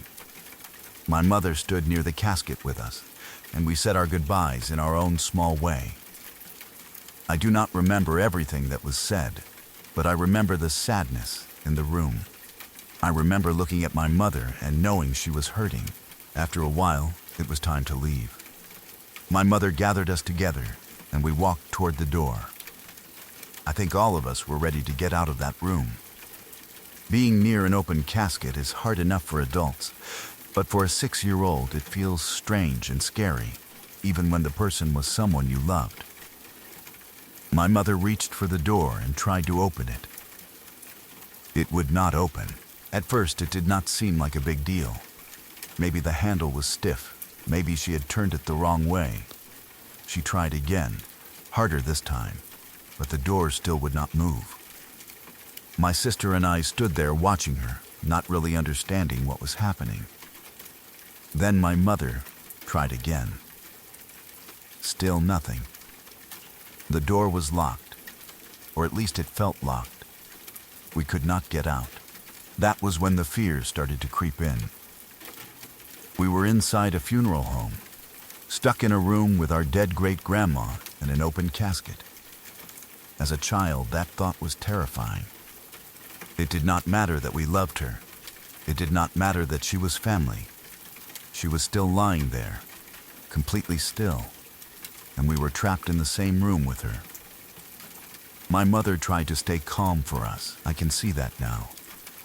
She probably did not want to scare me or my sister, but I could tell something was wrong. Adults have a way of acting calm while their body gives them away. Her voice may have been steady, but the way she kept trying the door told me she was worried too. We waited. We knocked. We called out. But no one came right away. The minutes felt much longer than they really were. I remember looking back toward the casket and feeling uncomfortable, like I should not turn my back on it for too long. My young mind could not separate grief from fear. I knew my great-grandma was gone, but part of me still felt like anything could happen in that room. The quiet made it worse. Every tiny sound seemed too loud.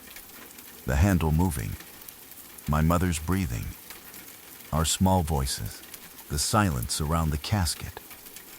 We were stuck like that for about 20 minutes. 20 minutes may not sound like a lot now, but when you are 6 years old and locked inside a funeral home with a dead relative, it feels endless.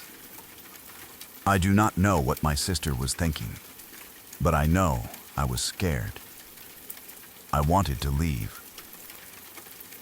I wanted the door to open. I wanted someone to come find us. Finally, the receptionist came and found us. She opened the door and let us out. The relief was immediate. We stepped out of that room, and I remember feeling like I could breathe again. My mother explained what had happened. She told the receptionist that we had been locked in and could not get the door open. The receptionist looked confused. She asked what we were doing in there for so long, and we told her again that the door had been locked. That was when she said something none of us expected. She looked at us and said, "The door doesn't have a lock on it." That sentence changed the whole feeling of the moment. If the door did not have a lock, then why couldn't we open it? Why had my mother tried again and again with no success? Why were we stuck in that room for 20 minutes? It was not just me being a scared child. My mother had been there too. She had tried the door herself. She knew it would not open. The receptionist did not seem to have an answer. To her, it probably sounded like we had made a mistake, or maybe the door had jammed somehow. But my mother was convinced something else had happened. She believed my great-grandma did not want us to leave yet. I do not know what I believe. I was only 6, and memories from that age can feel strange after so many years. Maybe the door was stuck. Maybe the handle jammed. Maybe there was some simple reason that nobody noticed. But the part I cannot ignore is what the receptionist said. The door did not have a lock on it, and still, we could not get out. My mother still believes my great-grandma was holding us there for a little longer. Maybe she wanted more time with us. Maybe she did not want her family to walk away so soon. Maybe it was one last strange goodbye.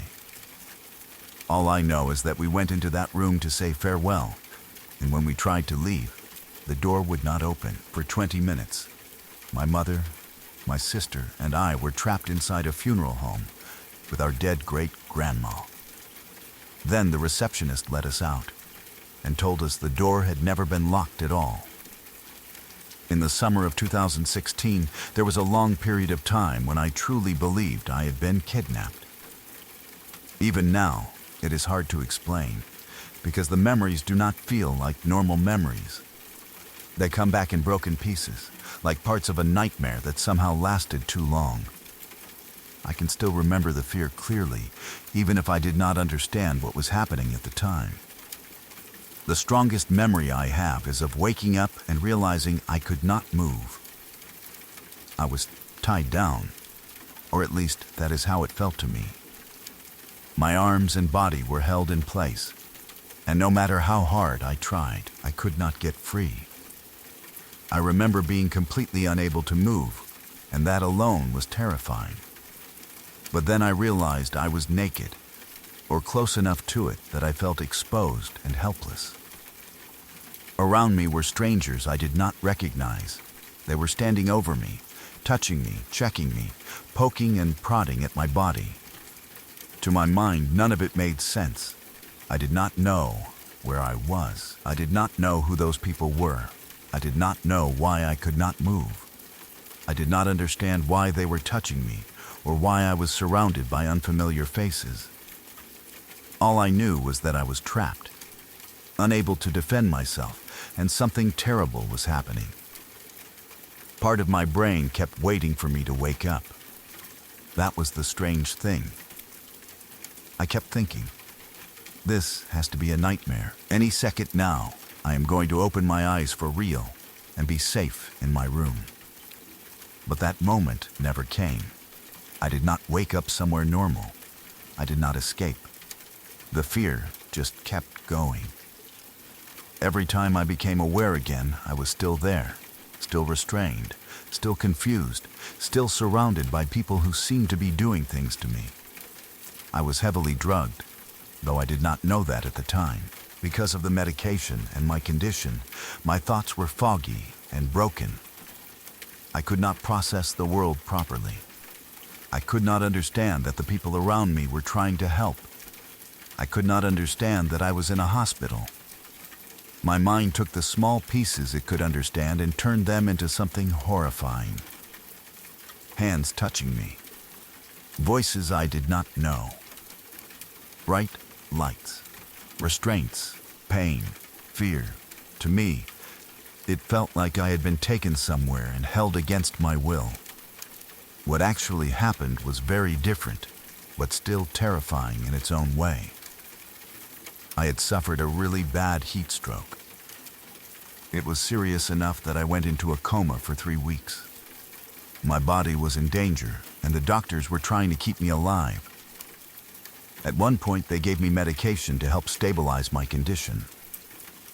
The problem was that one of the side effects was intense hallucinations and nightmares. So while my body was in a hospital bed, my mind was trapped somewhere else. I was drifting in and out of consciousness, but never enough to fully understand what was real. I would come up just close enough to awareness to know that I could not move. I knew I was being restrained. I knew there were people around me. I knew things were being done to my body. But I did not know why. That is a feeling I will never forget. Being awake enough to be afraid, but not awake enough to understand, is a special kind of horror. You are trapped inside your own mind, trying to make sense of a world that has stopped making sense. You can feel panic, but you cannot think clearly. You can feel helpless, but you cannot ask the right questions. You can hear voices, but you cannot trust them. You can see people, but they look like strangers standing over you in a nightmare. I do not blame the hospital staff. They were doing their jobs. They were trying to save my life. I know that now.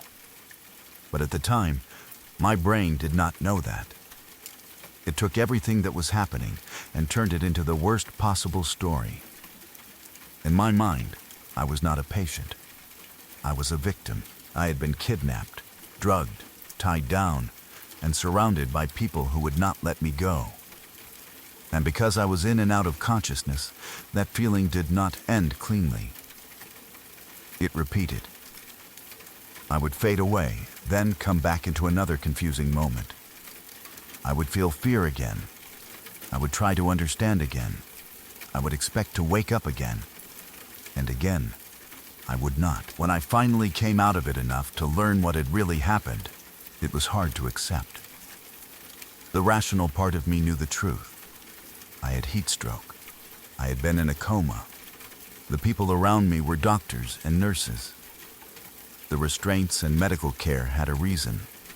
The drugs had caused hallucinations. But the fear did not disappear just because I knew the explanation. Those memories still feel real because, to me, they were real while they were happening. My body was there. My terror was real. My helplessness was real. The confusion was real. Even if the kidnapping was only something my brain created, the experience of believing it was happening stayed with me. People talk about nightmares like they end when you wake up.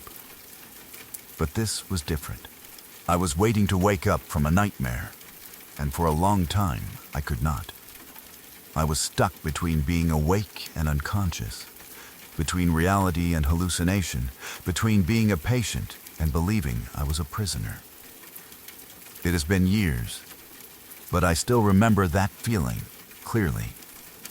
The feeling of being tied down, the feeling of strangers around me, the feeling of knowing something was wrong, but not being able to understand what. And the worst feeling of all, waiting to wake up only to realize I already was. We lived in a newer subdivision when my sister and I were kids. It was the 1980s, and things were different back then. Parents let their kids walk around more. They trusted the neighborhood, or at least they trusted it enough to let two kids go out with a family dog without thinking anything terrible could happen. At the entrance of our subdivision, there was a clock tower. It was about a mile away from our house, and my sister and I would sometimes walk our dog there. We were around 9 and 10 years old at the time, still young enough to be innocent, but old enough that our parents thought we could handle a simple walk together. This was in San Antonio, Texas, and the road to the clock tower was long and open. To get there, we had to walk up the main road of the subdivision. There were fences along both sides. Some of the fences belonged to backyards, while others were just there to block off scrubland, brush, and empty areas. It was not a city street full of shops or people. It was quiet, with long stretches where it was just us, the road, the fences, and our dog. Our dog's name was Churna. She was a medium-sized mutt, not huge, not the kind of dog that looked scary just standing there. But she was a good dog, calm, loyal, and usually very quiet. When I say she never barked, I mean she almost never barked at all. She was not the kind of dog who lost her mind over every person, car, or noise. That is important, because what she did that day was completely out of character. Along that main road, there were also little bridges over drainage ditches. The fences near those bridges were set out a little farther than the rest, probably so water, branches, or debris could pass through if the ditches filled during heavy rain. As kids, we did not think much about that. It was just part of the walk. We had passed those spots plenty of times before. One day, my sister and I were walking Churna like normal. I do not remember anything strange happening before that moment. The weather, the road, the walk itself, all of it felt ordinary. We were just two kids taking the dog out, heading toward the clock tower like we had done before. Then, near one of the bridges, a man crawled out from the fence area. He did not just walk up the road like a normal person. He came out from the side, from the fenced-off area near the bridge, like he had been hiding or crouched somewhere behind it. Then he stood on the bridge in front of us. At first, we were confused more than scared. It was weird, yes, but we were kids. Our brains did not jump straight to danger. We did not immediately understand how wrong it was for a grown man to crawl out from behind a fence and block two little girls on a quiet road. He said something to us. My sister remembers it as something like, "Hi, girls." The second he spoke, Churna went completely insane. I had never seen her act like that before. She exploded. She started barking, snarling, and lunging toward him. Her teeth were showing, and spit was flying from her mouth. She pulled against the leash so hard that I had to fight to hold on to her. This quiet dog, this dog who never barked, was suddenly acting like she wanted to tear him apart. That was when I knew something was very wrong. My sister reacted first. She turned around and started running back toward home. I wanted to run too, but I was the one holding Churna. She was still lunging at the man, barking and growling like she had seen something evil. I kept pulling on the leash, trying to get her away from him, but she did not want to back down. The man just stood there. That part still bothers me. He did not run away. He did not laugh. He did not try to explain himself. He just stood there on the bridge while our dog lost her mind at him. His stillness made the whole thing feel even stranger. It was like he was waiting to see what would happen. I kept pulling Cherna backward, trying to drag her away without getting closer to him. My heart was pounding, and I was finally scared. I could see my sister running ahead of me, and I knew I had to get back to the house too. But Cherna was strong in that moment. She was focused only on him. After a few seconds, she finally backed down just enough for me to pull her away. I did not turn my back on him right away. I dragged her backward first, still watching him. Then I turned and ran as fast as I could. Cherna came with me, but even as we ran, she was still worked up. She kept looking back, still acting strange, still ready to protect us if he followed. I do not know if he did. I did not look long enough to see. I just wanted to get home. My sister and I ran into the house screaming. At the time, it felt like one of those childhood memories that becomes almost dreamlike over the years. For a long time, I wondered if I had imagined parts of it. Maybe the man was not as strange as I remembered. Maybe Cherna had barked at something else. Maybe my fear as a child had made the memory bigger than it really was. Years later, I asked my mom about it because I honestly thought maybe I had dreamed the whole thing. But she remembered it too. She told me that my sister and I came running into the house terrified, screaming about a man by the bridge. She remembered that the dog was still acting funny even after we got home. That detail means a lot to me, because Cherna's behavior was the clearest sign that something was wrong. She did not calm down right away. She knew something had happened. My mom said they called the police and reported it. They told them what we had seen, that a man had come out from the fence near the bridge and approached us. But after that, nothing really happened. At least, nothing we ever heard about. No one came back with answers. No one told us who he was. No one explained what he had been doing there. And that was it. But I still think about it. Maybe he was just some random man cutting through the scrub. Maybe he was drunk or confused. Maybe he meant nothing by it. But the way he came out from behind the fence, the way he stood in front of us, and the way our dog reacted makes me believe we avoided something bad that day. Cherna was not a loud dog. She was not nervous. She did not bark at everyone. But when that man appeared in front of two little girls on a quiet road, she went wild. I will never know what she sensed in him. I will never know what he wanted.